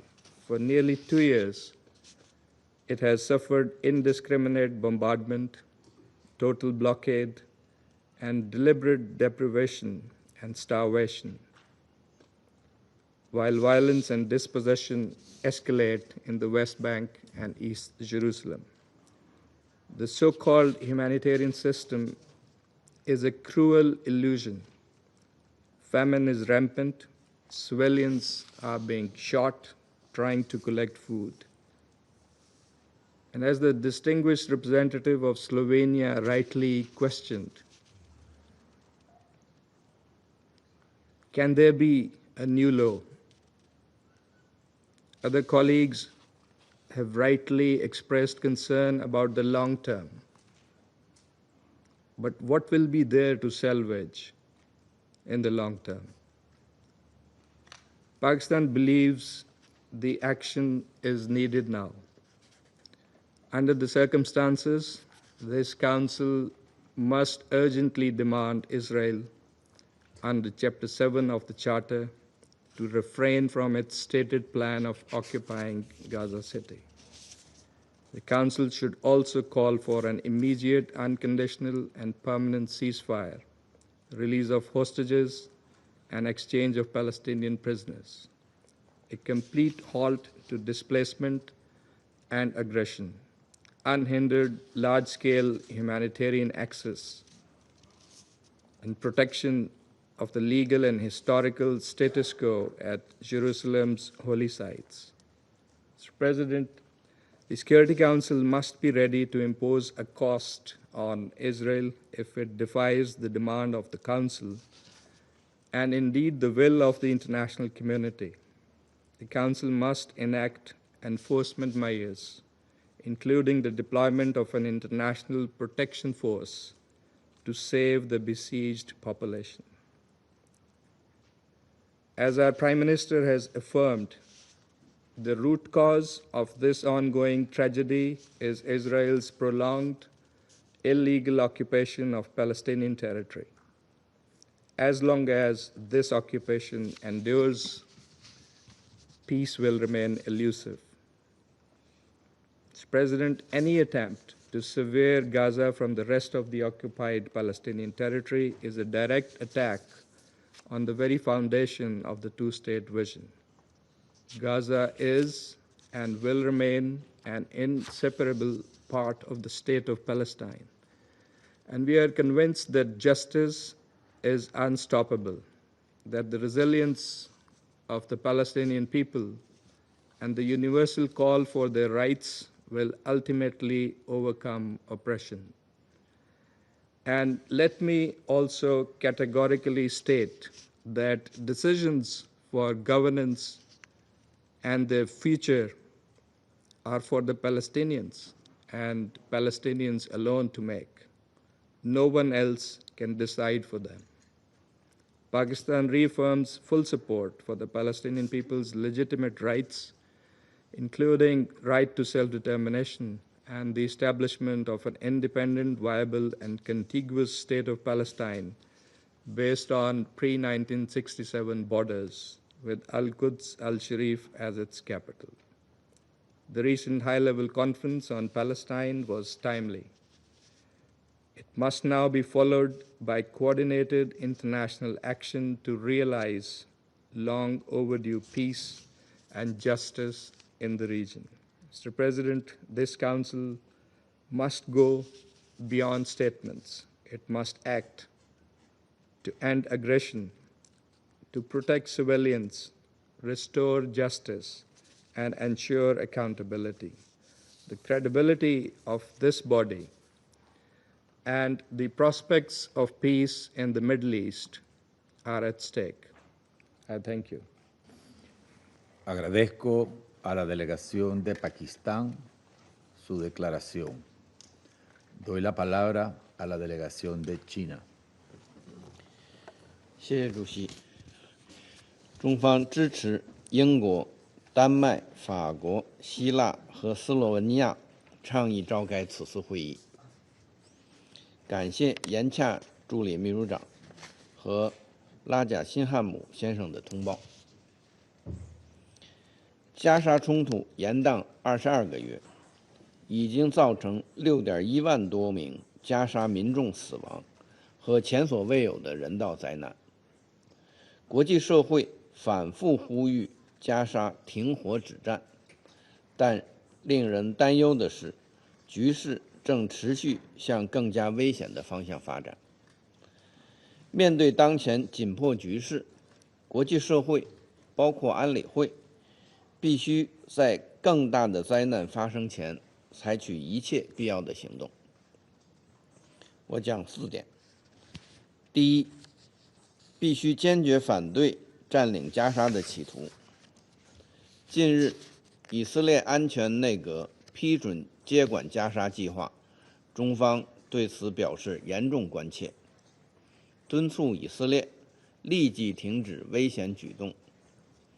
加沙属于巴勒斯坦人民，是巴勒斯坦领土不可分割的一部分。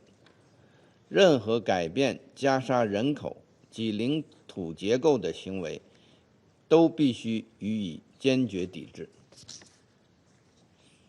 第二，必须放弃武力至上的迷思。军事手段不是解决问题的出路，立即停火才是拯救生命、让人质获释的正确方式。持续升级对加沙的军事进攻，只会造成更多的杀戮和死亡。我们也注意到，立即实现停火，让人质早日回家，同样是广大以色列民众和人质家属的希望。以色列政府应当听取国际社会和国内民众的呼声，立即停止加剧紧张局势升级的行为，停止对加沙的军事行动。对当事方有重要影响力的国家，应秉持公正负责任的态度，采取切实行动，推动停火。第三，必须缓解加沙人道灾难。加沙已处于饥荒的边缘，近200人因饥饿而死亡。以色列持续发布强制撤离令，覆盖87%以上的加沙领土，导致190多万人反复流离失所。200万加沙民众的生命绝不能成为战争的牺牲品。人道物资武器化不可接受，集体惩罚加沙民众不可接受，袭击寻找物资的平民和人道工作者不可接受。以色列必须履行占领方的国际人道法义务，开放全部过境点，解除对物资准入的限制，保障人道物资大规模、迅速、安全地进入加沙，支持联合国以符合人道主义原则的方式开展救援。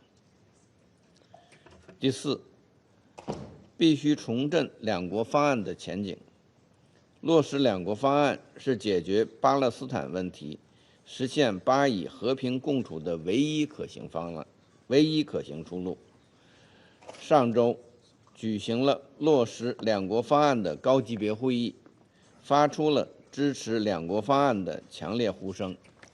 国际社会应当延续这一积极势头，加大努力，推进两国方案的政治进程，共同抵制任何破坏两国方案基础的单边行动。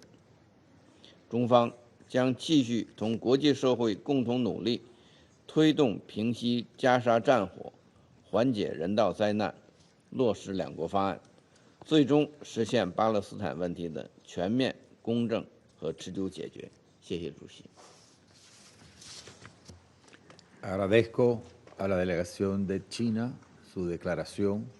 Doy la palabra a la delegación de la Federación de Rusia.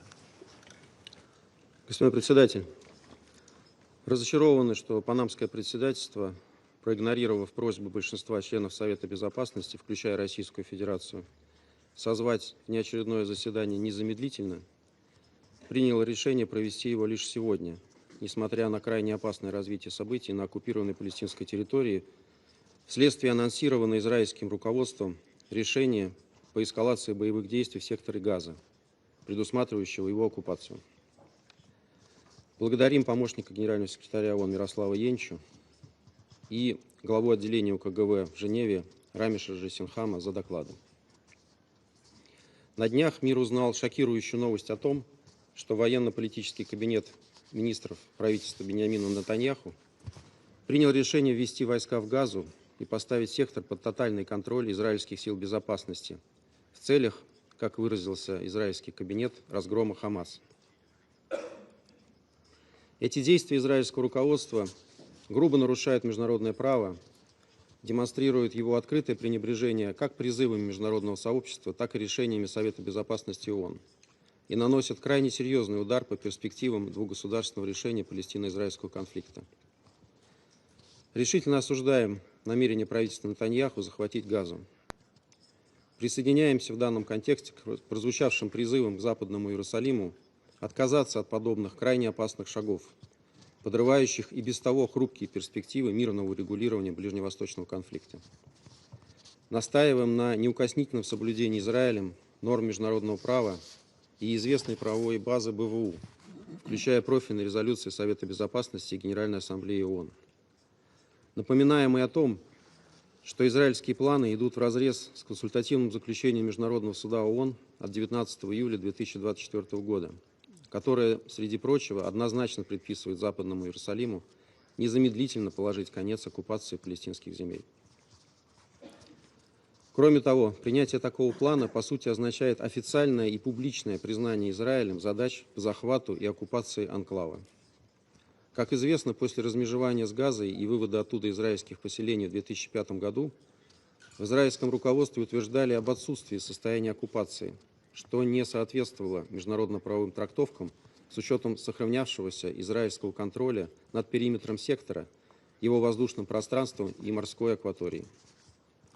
Получается, что Израиль все эти годы осуществлял и теперь наращивает в отношении Газа именно оккупационный режим со всеми вытекающими отсюда обязательствами по защите и обеспечению гражданского населения, которые носят обязательный характер и не должны зависеть от пожеланий оккупирующей страны, что предусмотрено нормами и принципами международного гуманитарного права, включая 4-ю Женевскую конвенцию.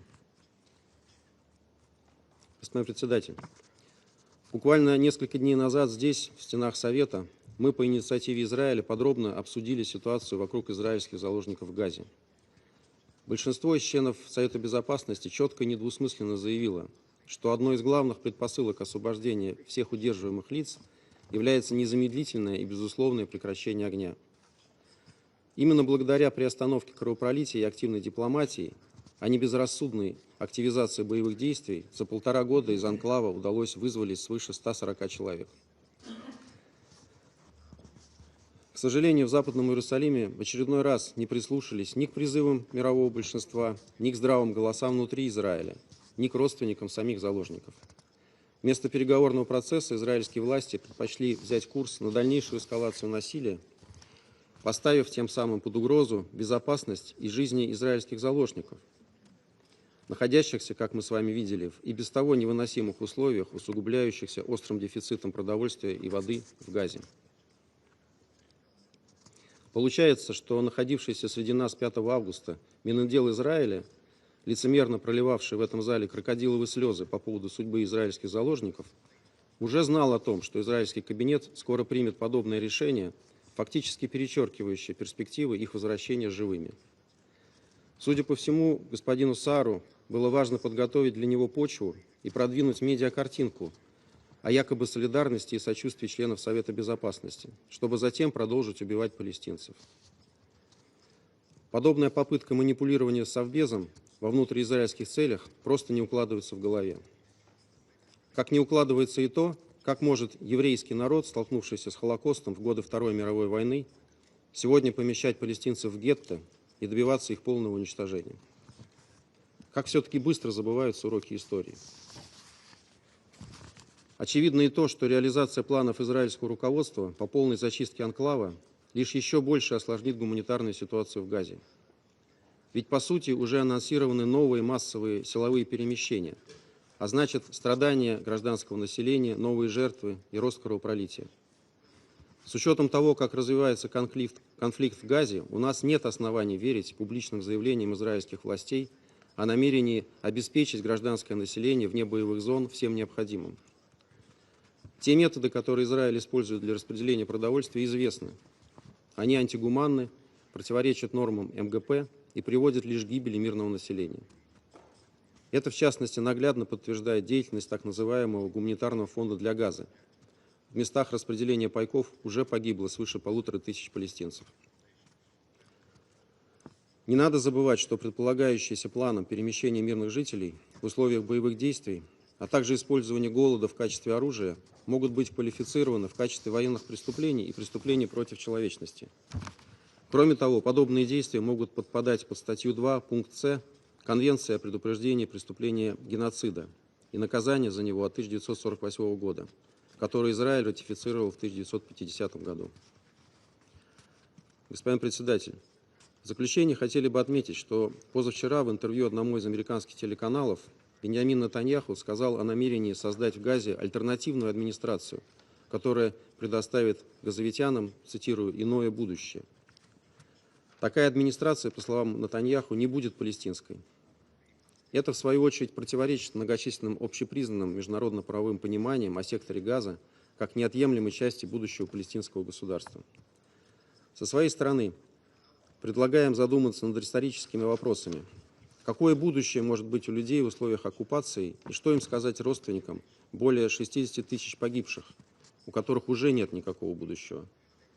Сколько еще должно погибнуть палестинцев, прежде чем этой бесчеловечной резне будет положен конец?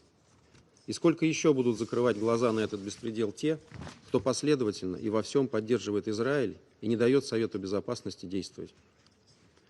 Со своей стороны последовательно и неизменно выступаем за дипломатическое урегулирование палестинского вопроса на основе формулы двух государств для двух народов, при реализации которой законные обеспокоенности Израиля в сфере безопасности будут удовлетворены, равно как и законные чаяния палестинского народа на собственное государство. Альтернатива этому – гибель еще десятков тысяч ни в чем не повинных людей, включая продержавшихся почти 2 года в плену израильских заложников. Совет Безопасности ООН просто обязан не допустить подобного сценария. Надеюсь, что это скоро, наконец, осознают и в Вашингтоне. Пока же, как мы понимаем, несмотря на заверения Госдепартамента о продолжении, цитирую, реальных и серьезных дипломатических усилий по прекращению страданий в Газе, освобождению заложников и достижению постоянного мира, конец цитаты, Соединенные Штаты попросту умывают руки и предоставляют Западному Иерусалиму карт-бланш на полную свободу действий в Газе. Благодарю за внимание. Agradezco a la delegación de la Federación de Rusia por su declaración. A continuación, formularé una declaración en calidad de representante de Panamá.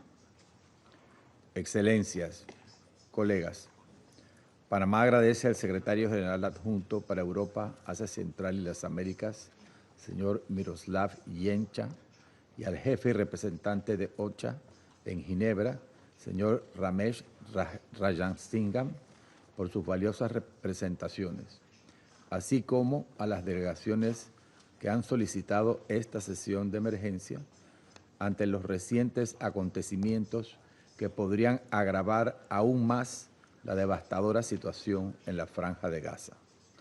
Saludamos también la presencia de las delegaciones de Israel, Irak, Kuwait, Senegal y el Estado Observador de Palestina.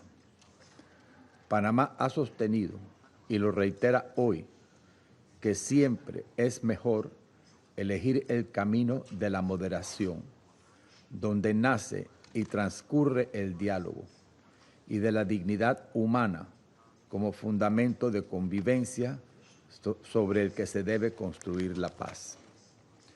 En este contexto, observamos con profunda preocupación, muy profunda preocupación, los sorprendentes anuncios recientes relativos a una posible operación para tomar el control de la ciudad de Gaza, centro densamente poblado y ya gravemente afectado por la guerra, y aún más preocupante, la posible peligrosa extensión de ese control al resto de la franja. Tal acción, en las actuales condiciones, implicaría riesgos humanitarios incalculables para cientos de miles de civiles gazatíes y para los rehenes que aún permanecen en cautiverio, además de profundizar y alejar a las partes de la mesa de negociaciones. A nuestro juicio, cabe advertir que cualquier medida mayor de fuerza tendrá que ser juzgada a la luz de sus consecuencias humanitarias, del perjuicio que cause a las posibilidades de una solución política y en conformidad con las obligaciones derivadas del derecho internacional, incluido el derecho internacional humanitario.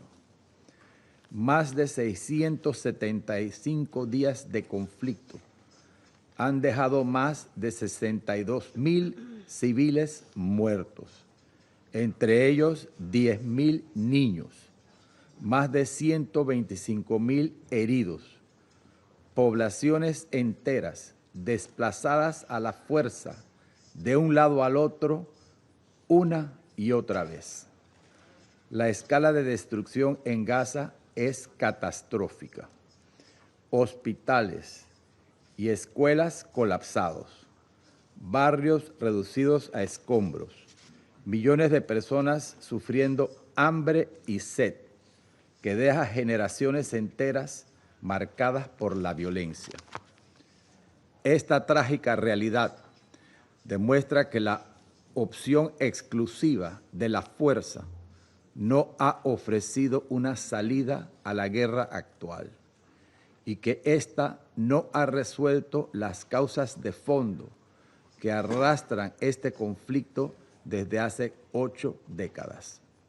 Por el contrario, la opción de la fuerza ha reforzado la lógica de los extremos, alimentando un ciclo de violencia que bloquea cualquier camino hacia la solución política viable.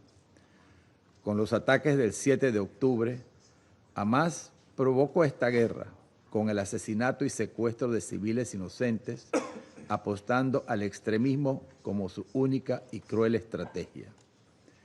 Ese es el terreno donde busca sostenerse, porque sabe que en la guerra puede prolongar su existencia e impedir avances hacia la paz. Precisamente por ello, no se debe permitir que la narrativa de los extremos se imponga en el terreno.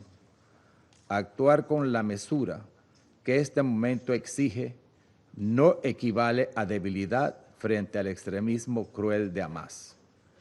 Proyectaría una voluntad política que rompe con la lógica belicista que ha dominado esta crisis y abre un espacio para proteger vidas y avanzar hacia una solución sostenible. Pese al estancamiento prolongado de las negociaciones, consideramos que no hay otra vía distinta a la de la moderación y el diálogo, que ya ha demostrado resultados concretos, aunque lamentablemente temporales, pero en beneficio de los civiles. Alentamos a los actores que mantienen canales de comunicación establecidos con las partes a redoblar sus esfuerzos de mediación para alcanzar un alto al fuego sostenible, facilitar la liberación inmediata, digna e incondicional de los rehenes y garantizar el acceso adecuado, seguro y continuo de la vital ayuda humanitaria. La experiencia de los días en que estuvo vigente la tregua, aunque frágil, demostró que es posible detener el sufrimiento humano, permitir la entrega de asistencia vital sin restricciones y avanzar en la liberación de todos los poderes aún en poder de Hamas, cuyas acciones condenamos otra vez. Excelencias, la población civil en Gaza no necesita más fuego, necesita agua, medicinas, alimentos y protección. Necesita ser liberada de la violencia, de las bombas, de la muerte, de la sangre, de los túneles de miedo, de la tortura y del hambre. Para ello se requieren decisiones y acciones distintas que vislumbren salidas políticas a un estancamiento cruel que ha prolongado el sufrimiento durante demasiado tiempo. Esas acciones deben apoyarse en los mecanismos humanitarios existentes y en la capacidad comprobada de las agencias de las Naciones Unidas para asistir de forma eficaz y neutral. Panamá valora profundamente y respalda la labor que continúan desempeñando en condiciones extremas las agencias de las Naciones Unidas y otros actores humanitarios sobre el terreno. Instamos a que se garantice plenamente su protección, así como las condiciones necesarias para que puedan operar de manera segura, sostenida y sin restricciones. Panamá reafirma su compromiso con una solución política que garantice la dignidad humana, la humanidad, la paz y la seguridad tanto para israelíes como para palestinos. Muchas gracias.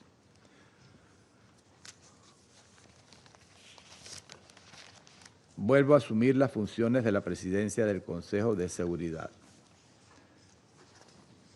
Doy la palabra a la delegación del Estado Observador de Palestina.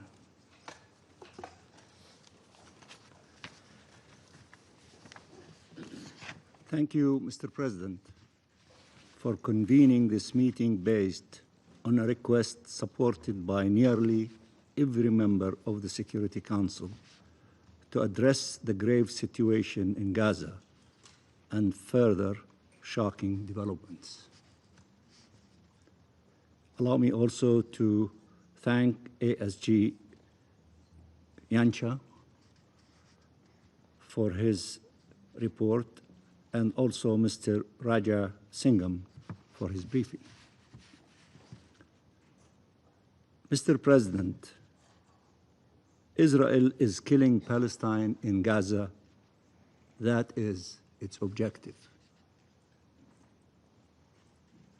And there, over 2 million victims are enduring unbearable agony that the human mind can barely comprehend. We are not allowed to fail them any longer. We do not have the luxury to feel guilt or shame. We owe them to act now to stop this genocide. Mr. President, there is something undeniable. Israel does not care about what we say, what you say. It is obvious. The only thing that matters now is what we do. What will force Israel to change course is our ability to transform justified condemnation into just actions. And history will judge us all. We appreciate the description of almost all of you of the deepness of the pain and the tragedy that our people is enduring. While this is okay, it is not sufficient. you have to act. You have to do something about it. You have to stop it. Otherwise, this analysis and description does not mean anything if you do not do something to stop it. And you have tools available to you to do so. Mr. President, there is an international plan adopted by the International High-Level Conference in Palestine, co-chaired by Saudi Arabia and France, that starts with ending the use of starvation as a weapon of war and ending the war on Gaza through a ceasefire, the release of the hostages and prisoners, a massive surge of humanitarian aid to the Palestinian people in coordination and leadership, in coordination with and leadership of the United Nations, and in line with humanitarian principles and the full withdrawal of Israel from Gaza. The plan further foresees the Palestinian National Authority resuming its sole governmental and security duties in the Gaza Strip with regional and international support, and Hamas handing over its weapons to the Palestinian National Authority in the context of an end to the war and in line with the objective of an independent Palestinian state. It sets forth an irreversible pathway to an independent and sovereign Palestinian state leading to shared peace and security and regional integration. Many of you referred to the results of that historic international conference about 2 weeks ago here in the General Assembly. If Israel's concerns was actually the end of Hamas rule or Hamas disarming, if its concern was actually security, it would have rallied this plan and should have been happy to see this plan adopted by almost the entire international community. Israel is seeking to cement its full military control over the Gaza Strip and is prolonging this war not to end Hamas rule or to disarm it, but to prevent independent Palestinian statehood. That is the truth. The Israeli government has said that clearly over and over again. Somebody was referring to the statement of Prime Minister Netanyahu. He doesn't want to see a Palestinian governing body overlooking the affairs over Gaza, but somebody else, not Palestinians. He said it. It's not a secret. It's not an accusation. It's a fact. Israel proved long ago it was not concerned by the fate of the hostages.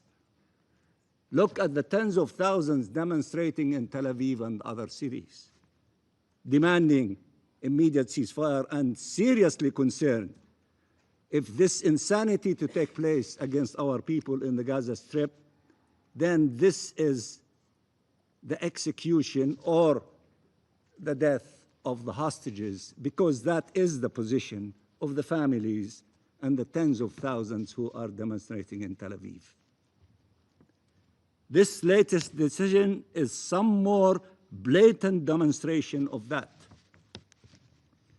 The Israeli government dehumanized and demonized Palestinians to such an extent that its genocide against them through mass killing and starvation, including of children, is not opposed in Israel by some, is only opposed in Israel by some brave voices.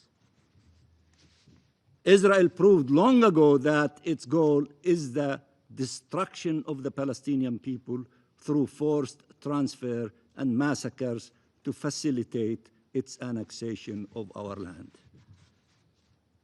If some people believe what Prime Minister Netanyahu said yesterday and today, that there is a huge global lie that there is no starvation in Gaza. And the two gentlemen from the leadership of the UN is also participating in spreading lies, then why don't you, the Security Council, go to the Security Council, take with you 100 journalists from your countries and other countries to verify exactly what is happening in Gaza. If he's so sure of this global conspiracy about the lie, let him prove it, invite you, allow you to go to the Gaza Strip and see exactly what is happening there. Take journalists with you so that you can verify exactly what is happening in Gaza. Because I think Mr. Netanyahu, in spite of all of the effort that he is putting with his government, he doesn't have credibility. He did not convince almost all of you and tens of countries outside this chamber from his narrative, and the narrative of his government, and the narrative of his foreign minister, who came trying to manipulate a humanitarian story of a captive and the pain of that caused to that family, and he failed in trying to convince you to forget about the pain of the Palestinian people. Such illegal and immoral plans cannot be met with only outrage. That would not be sufficient. They require the mobilization of all the tools available to stop them, and we really appreciate the massive reaction from almost all countries in all corners of the globe, whether Arab and Muslim countries, or European countries, or countries that are sitting around this table, in condemning, as 5 of them stood outside this chamber in a brave way and principled way, not to please anyone, not to reward anyone, but to act on the basis of principles and conviction in condemning this plan by the Israeli government and demanding that they stop this plan, not to allow it to be implemented and to reconsider. Israel proved long ago it does not care about the Charter, international law, or the resolutions of this Council if not accompanied by consequences. These facts have led many to rightly wonder, how on earth is Israel still allowed to sit around this table and in these United Nations? If it was another country, you would have been imposing sanctions long time ago. Mr. President, countries around the world are adopting more and more measures to end any form of complicity and to advance accountability, and we appreciate these efforts. Country like Germany to decide not to send weapons to Israel to kill our people in Gaza, just only to use one example. All states should undertake such steps immediately. Of course, it would be wonderful if you implement your resolutions, and would be excessively wonderful if you adopt additional resolutions with measures. But if these are not possible, act in your national capacity. You have tools available to you, in addition to the tools available to the Security Council, but you have tools available to you in your national capacity. Many of you are using them. I urge others to use them, and to ask others to do many other things, including the recognition of the State of Palestine. All states should undertake such steps immediately. But in the face of such contempt and of 2 million lives being destroyed, of people, children, killed, maimed, displaced, starved, humiliated, mutilated, buried alive, burnt alive, abducted, tortured, orphaned, perverted, shattered, torn apart, the measures taken do not match the level of the crimes committed so as to truly deter them. Mr. President, 2 million people continue to endure pain and agony that no human or nation should ever be forced to. They matter. Every single one of them matters, and no one matters more than them. The position of Palestine is unequivocal. We reject all harm to civilians, and our civilians are not less civilians. Their lives are not less worthy. We have never justified and always rejected harming Israeli civilians, killing them or taking them hostage. But we reject any attempt to justify the massacres committed by Israel against Palestinian civilians, or its abduction of thousands of Palestinians, or its starvation policy, or its displacement policy, or its annexation policy. There is no justification whatsoever for such brutality, such impunity. We have called for a ceasefire over and over again, and we were clear that Hamas must work with the mediators to remove any obstacle to excuse that would prolong this war. We appreciate the efforts by Egypt, Qatar, and the United States in this regard. We presented plans and proposals and cooperated with every effort to facilitate an agreement to end the war on our people, while reiterating clearly that the absence of such an agreement in no way allows Israel to pursue its war of atrocities against the Palestinian people, including these plans of trying to expel 1 million people from the Gaza city and to have a number of divisions of the Israeli army to control all corners of the Gaza Strip. Neither a ceasefire agreement was reached, nor the massacres stopped. The devastation of our people, the annihilation of life in Gaza continues as we speak.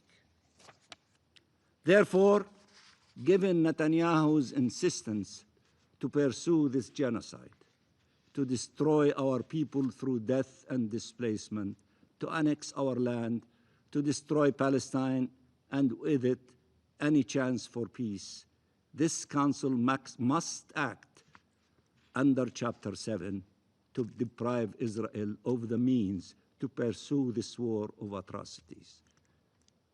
And I appreciate that a number of you refer to that explicitly, and others refer to it by implication.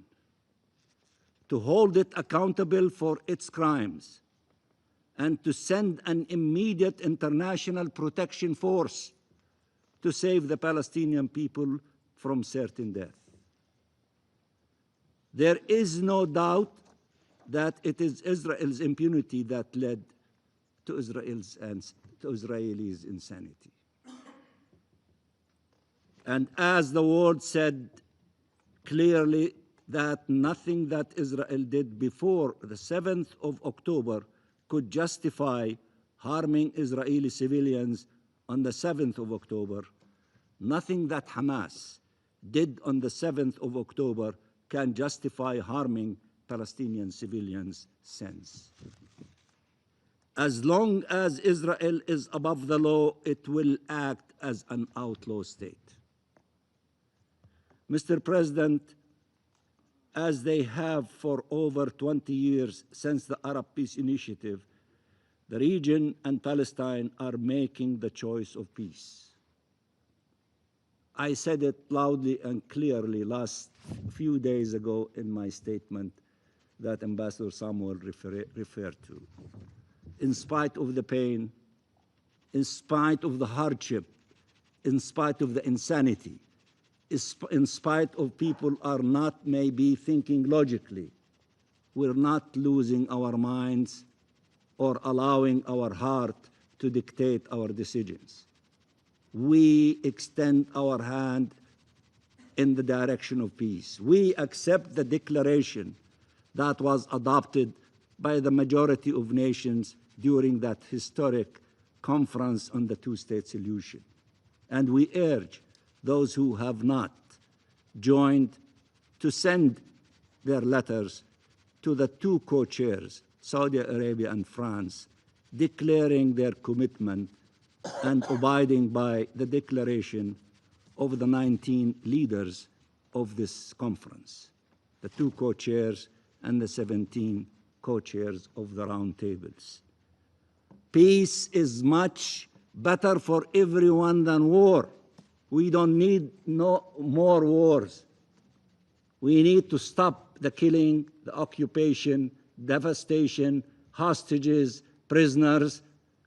We need to respond to the call of millions of people in all corners of the globe, in all capitals, who are saying, peace now, ceasefire now, release of hostages and prisoners now, stop the starvation, send food and medicine and water up to scale to the Palestinian people in the Gaza Strip, allow for the reconstruction of Gaza, allow for the implementation of the two-state solution by beginning with ending this illegal occupation, the independence of the state of Palestine with East Jerusalem as its capital, and therefore to have the two-state solution as a reality on the ground.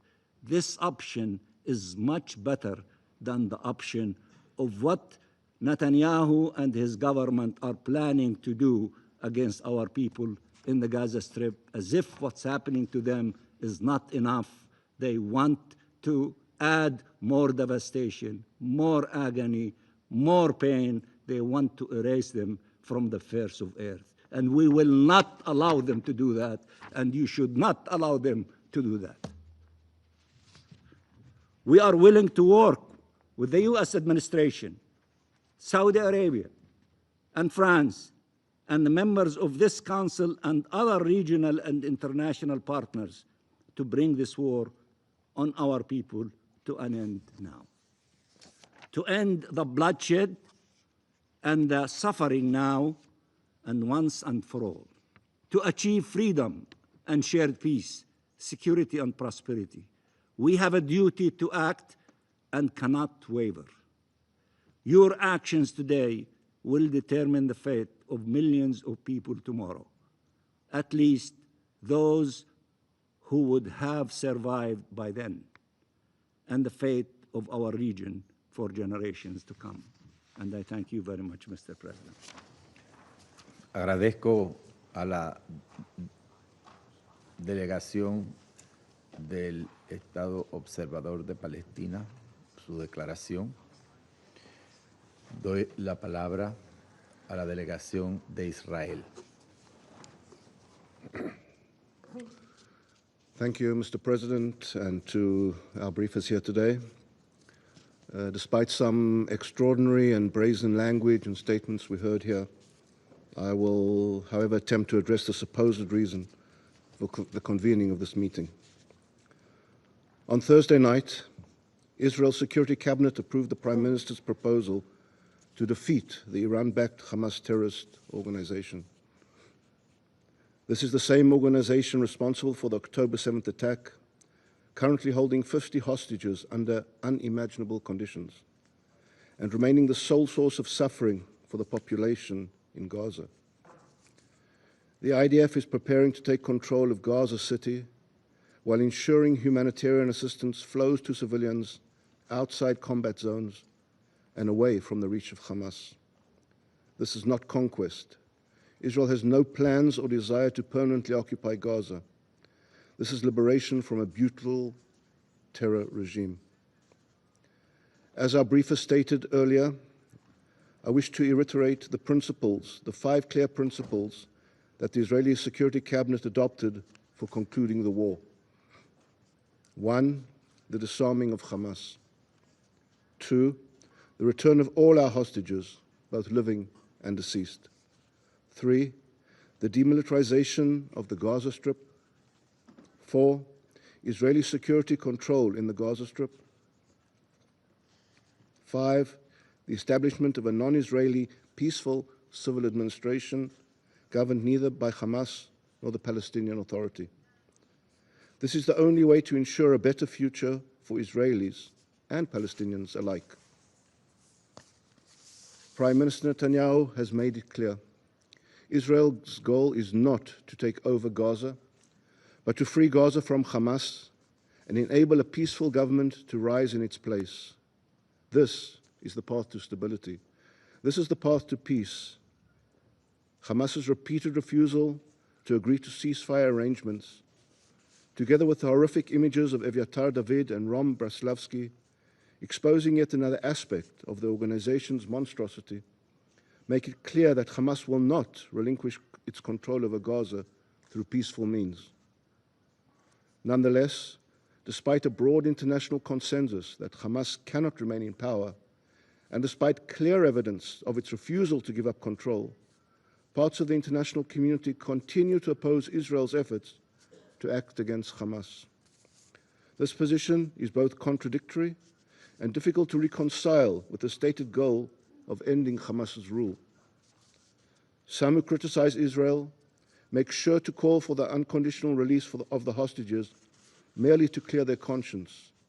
But how can one ignore the fact that Hamas is exploiting the hostages and the Gazan population to maintain its position, benefiting from attempts to pressure Israel and from the willingness of some countries to recognize a Palestinian state?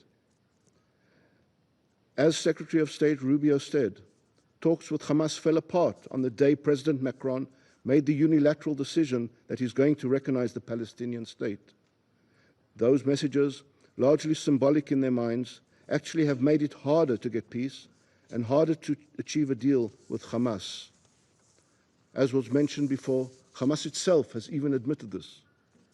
The pressure should not be placed on Israel, who suffered the most horrific attack against the Jewish people since the Holocaust, but on Hamas, in order to demand the immediate and unconditional release of our hostages. Yet, in a complete inversion of morality and logic, this body has urgently convened to chastise the one democracy in the Middle East, the nation standing on the front line of the battle against radical extremist terrorism. If this body truly believes in justice and morality, then let your urgency be directed where it belongs, towards dismantling Hamas, towards freeing our hostages, toward ensuring that such atrocities never happen again. Anything less is not urgency, it is hypocrisy. I thank you, Mr. President. Agradezco la delegación de Israel su declaración. Doy la palabra a la delegación de Irak.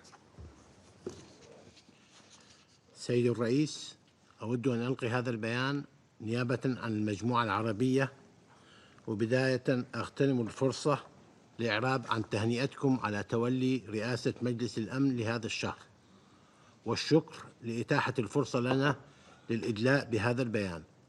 كما نتقدم بالشكر للسيد جينكا والسيد راجا سينكام على إحاطتهما القيمة.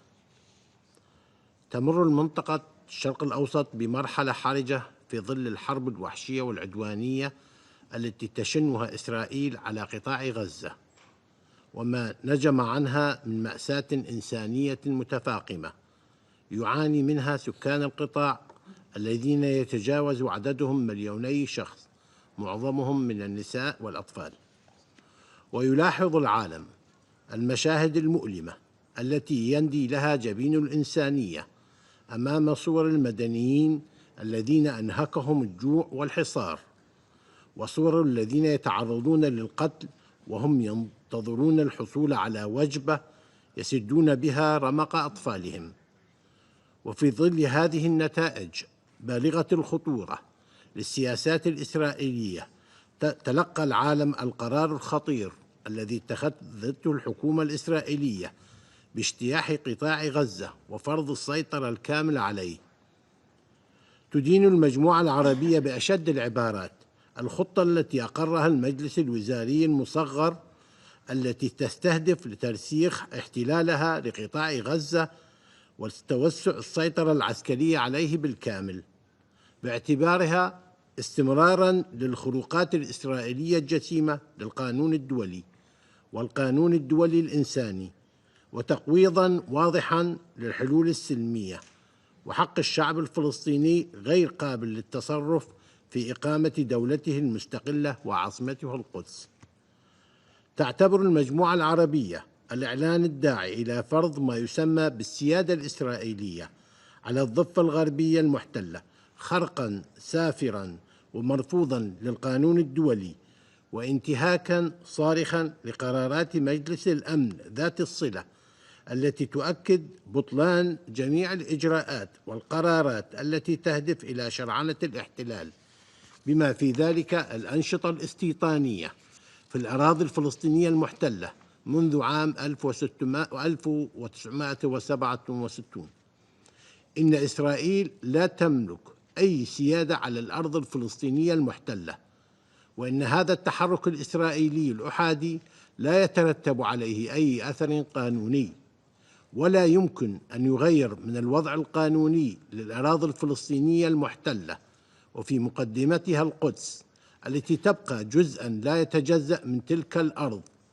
إن مثل هذه الإجراءات من شأنها فقط تأجيج التوتر المتزايد في المنطقة والذي تتفاقم بسبب العدوان الإسرائيلي على قطاع غزة وما خلفه من كارثة إنسانية في القطاع.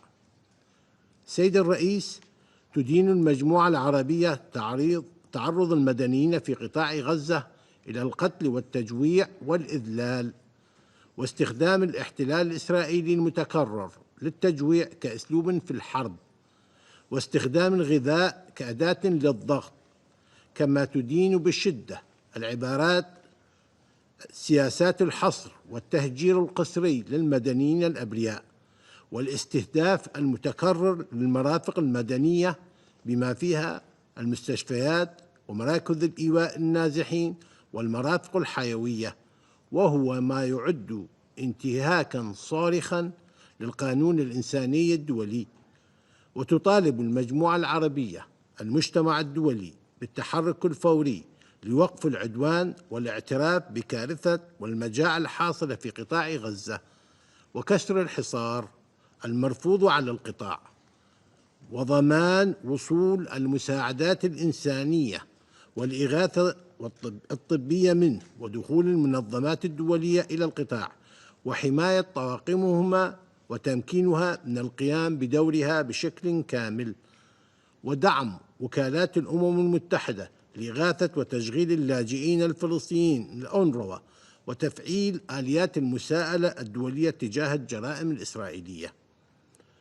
وترحب المجموعة العربية بالتزام دولة قطر وجمهورية مصر العربية لاستكمال جهودهما الحثيثة مع الولايات المتحدة في ملف الوساطة بقطاع غزة من أجل الوصول إلى اتفاق شامل وفوري لوقف إطلاق النار يضع حداً للحرب وينهي المعاناة الإنسانية في القطاع ويضمن حماية المدنيين وتبادل المحتجزين والأسرى ويمهد لإنهاء الأزمة وإطلاق جهود التعافي وإعادة الإعمار.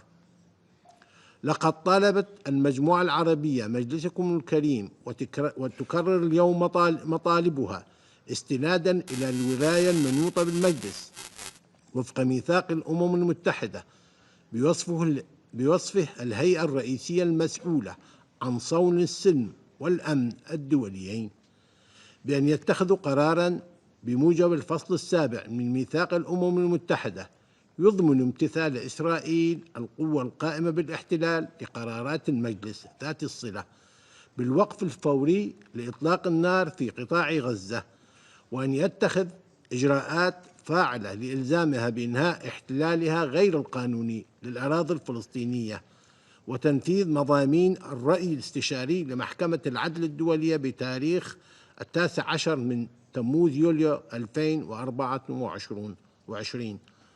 السيد الرئيس، تؤكد المجموعة العربية على رفضها القاطع لمحاولات المساس بالحرم الإبراهيمي الشريف وجميع الأماكن المقدسة الإسلامية والمسيحية في الأراضي الفلسطينية المحتلة، بما في ذلك استهداف قوات الاحتلال الإسرائيلي مؤخرا الكنيسة اللاتينية في مدينة غزة. وتشدد المجموعة العربية على وجوب احترام الوضع القانوني والتاريخي القائم للمقدسات الإسلامية والمسيحية في مدينة القدس، وتؤكد أنه لا سيادة لإسرائيل القوة القائمة بالاحتلال على الأرض الفلسطينية ومواقع التراث الفلسطيني. وفي هذا الصدد تدين المجموعة العربية بشدة اقتحام عشرات المستوطنين الإسرائيليين يتقدمهم وزير الأمن القومي في حكومة الاحتلال باحات المجلس الأقصى المبارك، وكذلك تدين بشدة مخطط الاحتلال الإسرائيلي لنقل سلطة إدارة الحرم الإبراهيمي الشريف والإشراف عليه من وزارة الأوقاف والشؤون الدينية الفلسطينية وبلدية الخليل إلى المجلس الديني اليهودي في مستوطنة كريات 4. وتعد هذه الإجراءات انتهاكات صارخة للقوانين الدولية والقرارات الشرعية الدولية واستفزازا لمشاعر المسلمين حول العالم. وتحذر المجموعة العربية من أن استمرار تلك الانتهاكات سينتج عنه توسيع دائرة العنف في المنطقة. وتدعو المجموعة العربية المجتمع الدولي إلى تحمل مسؤوليته الأخلاقية والقانونية لحماية المقدسات الدينية الفلسطينية والالتزام سلطات الاحتلال الإسرائيلي بوقف مخططاته الإجرامية الهادفة لطمس الهوية الأصيلة للشعب الفلسطيني. تؤكد المجموعة العربية على أن استخدام القوة يؤدي إلى مزيد من القتل والدمار والمآسي، ولن يؤدي إلى السلام، ولا بديل عن إقامة العدالة للشعب الفلسطيني وتحقيق التسوية العادلة والشاملة والدائمة للقضية الفلسطينية وفق مبادئ القانون الدولي وقرارات الشرعية الدولية.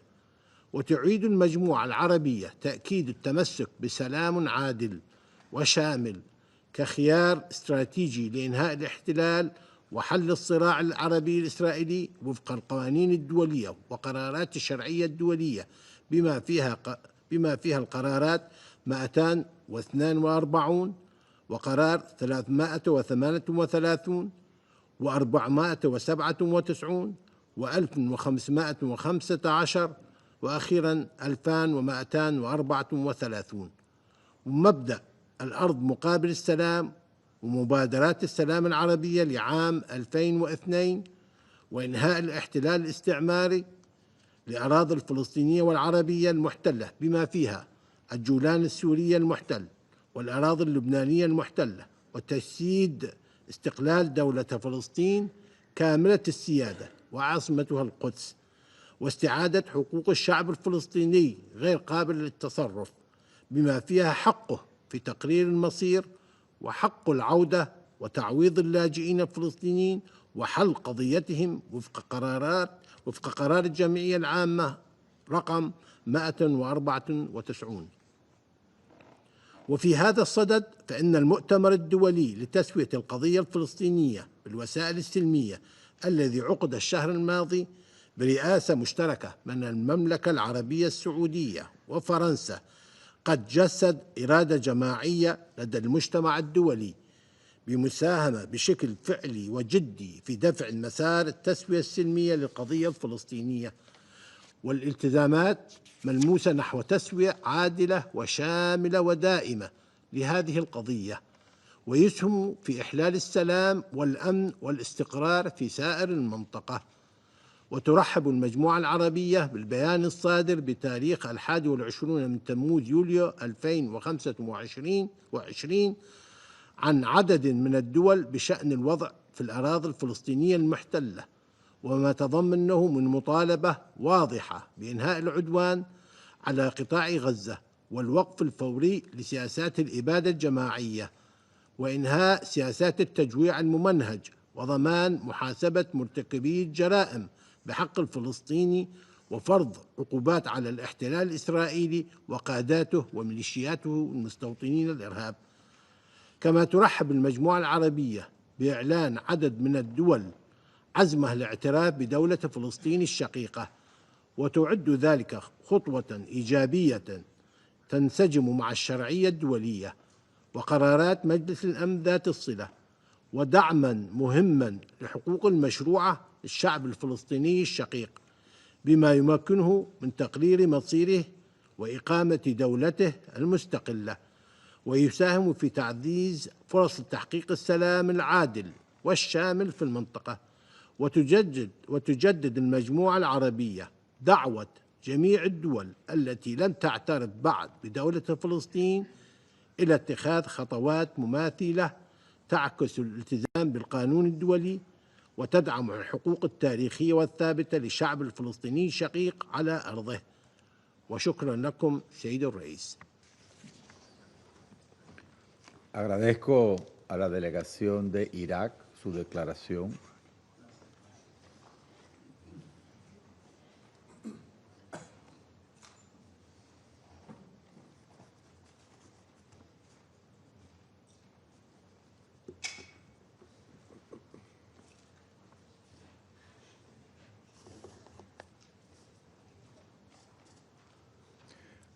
Doy la palabra a la delegación de Kuwait.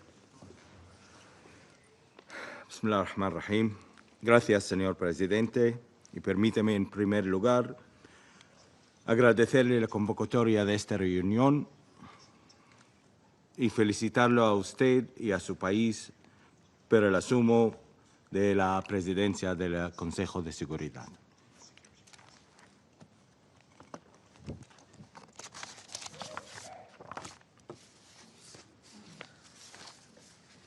سيد الرئيس، أتشرف بإلقاء هذا البيان نيابة عن الدول الأعضاء في مجلس التعاون لدول الخليج العربية، وهي دولة الإمارات العربية المتحدة، مملكة البحرين، المملكة العربية السعودية، دولة قطر، سلطنة عمان، وبلادي دولة الكويت.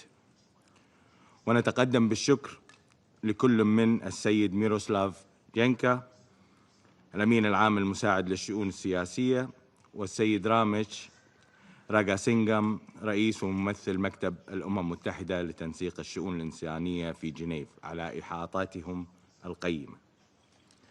سيد الرئيس، نجدد تأكيدنا على موقفنا الثابت والمبدئي في دعم القضية الفلسطينية ورفض جميع أشكال الاحتلال والاستيطان، ونعرب عن بالغ قلقنا وإدانتنا القاطعة واستنكارنا الشديد للقرار الخطير الذي أعلنته الحكومة الإسرائيلية باجتياح قطاع غزة وفرض السيطرة الكاملة عليه، بما يحمله من تهديد مباشر لحياة أكثر من 2,000,000 فلسطيني، معظمهم من النساء والأطفال، ويؤسس لمرحلة جديدة من الإبادة الجماعية والتهجير القسري، وينسف بشكل كامل أي فرص لتحقيق حل الدولتين، ويشكل انتهاكاً صارخاً للقوانين الدولية وميثاق الأمم المتحدة.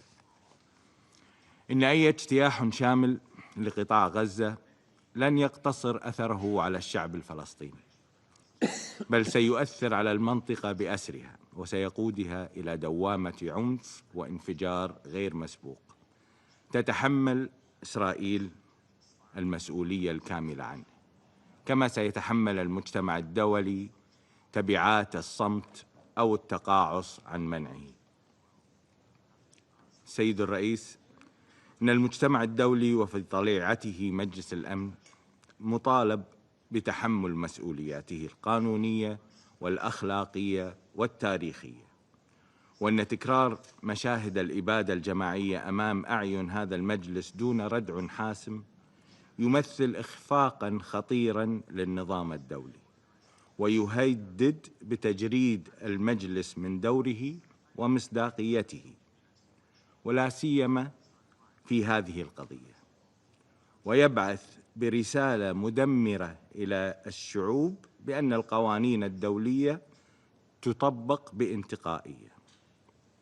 سيد الرئيس، يجب اتخاذ إجراءات عاجلة وملزمة بموجب الفصل 7 من ميثاق الأمم المتحدة لوقف هذا العدوان الغاشم وضمان الحماية الدولية للشعب الفلسطيني وتأمين وصول المساعدات الإنسانية والطبية والإغاثية بشكل آمن ومستدام، ودعم وكالة الأونروا ورفض أي محاولات لتقويض دورها.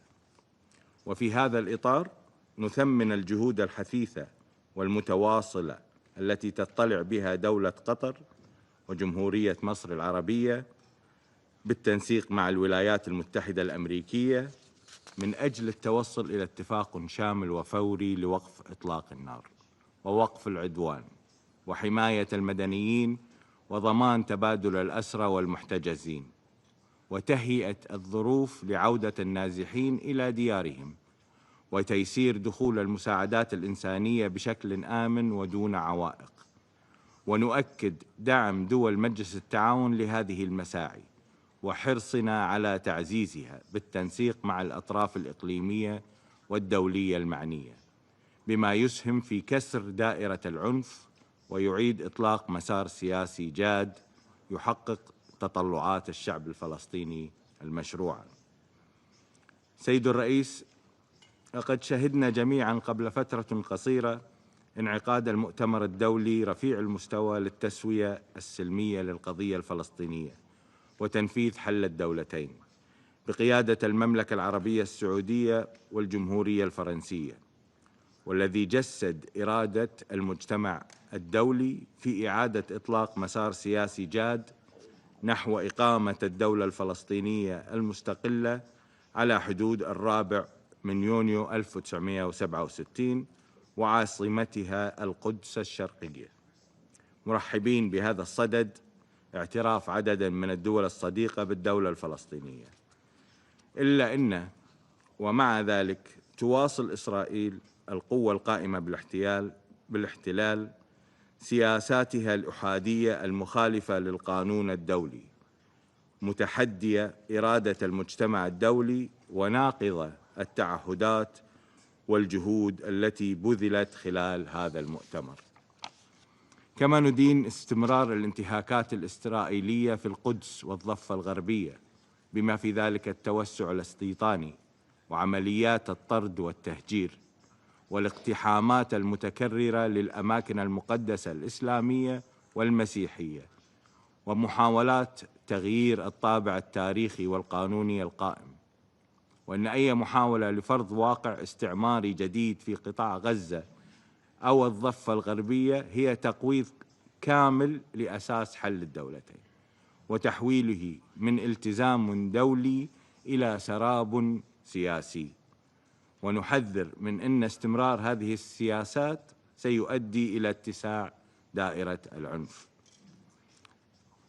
سيد الرئيس، إننا في مجلس التعاون لدول الخليج العربية نؤكد أن الطريق الوحيد لتحقيق الأمن والسلام في المنطقة هو إنهاء الاحتلال الإسرائيلي للأراضي الفلسطينية والعربية المحتلة وتجسيد استقلال دولة فلسطين كاملة السيادة وضمان حقوق الشعب الفلسطيني غير القابلة للتصرف وفي مقدمتها حقه في تقرير المصير والعودة والعيش بكرامة على أرضه وفقاً لقرارات مجلس الأمن ذات الصلة، ولا سيما القرارات 242 338 497 1515 و 2334، وكذلك تنفيذ ما ورد في حيثيات الرأي الاستشاري لمحكمة العدل الدولية الصادر بتاريخ 19 يوليو 2024. وفي الختام نوجه من هذا المنبر رسالة واضحة: إن إفلات إسرائيل من المحاسبة لم يعد مقبولاً، وأن استمرار العدوان على غزة يشكل اختباراً حقيقياً لمصداقية النظام الدولي وقدرته على حماية الشعوب والسلم والأمن الدوليين. وشكرا السيد الرئيس. Agradezco a la delegación de Kuwait su declaración. Doy ahora la palabra a la delegación de Senegal.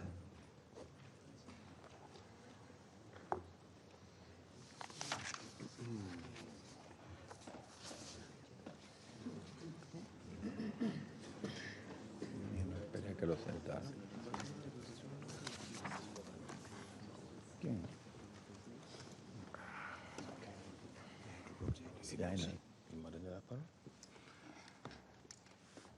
Je vous remercie, Monsieur le Président. Monsieur le Président, j'ai saisi cette occasion pour vous féliciter et vous remercier d'avoir permis au Sénégal, qui préside le Comité pour l'exercice des droits inaliénables du peuple palestinien, de s'exprimer devant ce Conseil sur une question que nul ne peut plus ignorer, la tragédie humaine qui se déroule sous nos yeux à Gaza.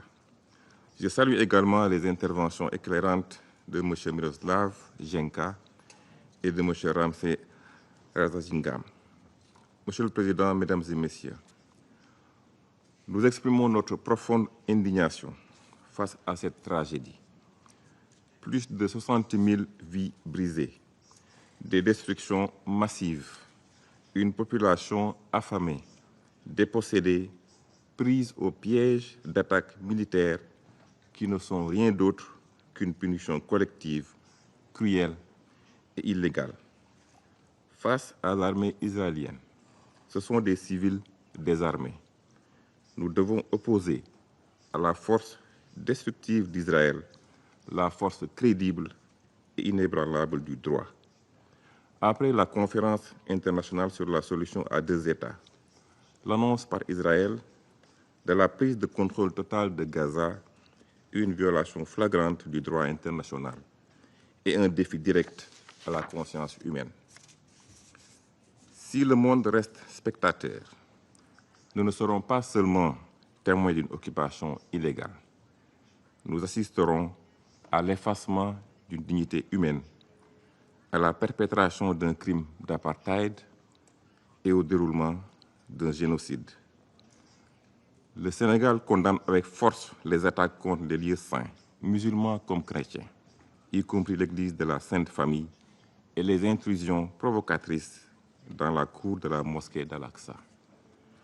La communauté internationale doit protéger Al-Aqsa et préserver le caractère sacré de Jérusalem. Nous appelons le Conseil de sécurité à un sursaut collectif d'humanité pour mettre fin à la catastrophe de Gaza. Cela passe par un embargo militaire et des restrictions sur les armes à destination de la puissance occupante. 2.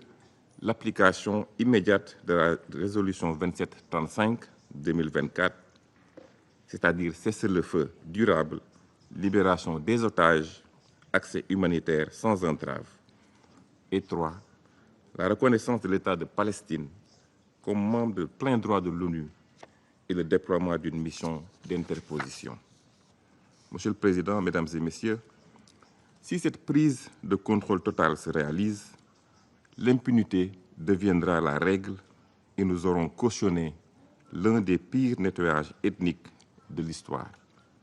Les États doivent agir maintenant, appliquer les avis de la CIJ et exécuter les mandats de la CPI pour que les auteurs, complices et commanditaires répondent de leurs crimes. Pour finir, je voudrais réitérer l'appel de mon pays à tous les États épris de justice et d'humanité, par obligation juridique autant que par devoir moral, à faire leur les aspirations du peuple palestinien à la paix, à la stabilité et à la souveraineté dans les frontières de 1967, avec Jérusalem-Est comme capitale de l'État de Palestine. L'humanité nous regarde, l'histoire nous jugera. Je vous remercie. Agradezco a la delegación de Senegal su declaración. No hay más intervenciones inscritas en la lista. Se levanta la sesión.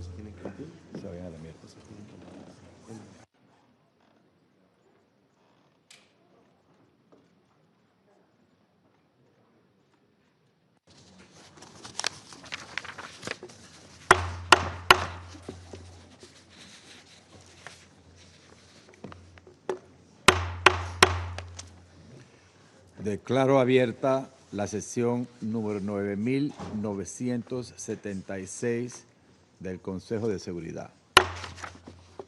En el orden del día provisional de esta sesión figura el siguiente punto: la situación en Oriente Medio. Queda aprobado el orden del día. El Consejo de Seguridad comenzará ahora el examen del punto 2 del orden del día. El Consejo de Seguridad tiene ante sí el texto de una declaración de la Presidencia en nombre del Consejo sobre el tema de esta sesión. Agradezco a los miembros del Consejo por sus valiosas contribuciones a la declaración. De conformidad con el entendimiento alcanzado entre los miembros del Consejo de Seguridad, consideraré que los miembros del Consejo están de acuerdo con la declaración que se publicará como documento del Consejo de Seguridad con la asignatura S/PRST/2025/6.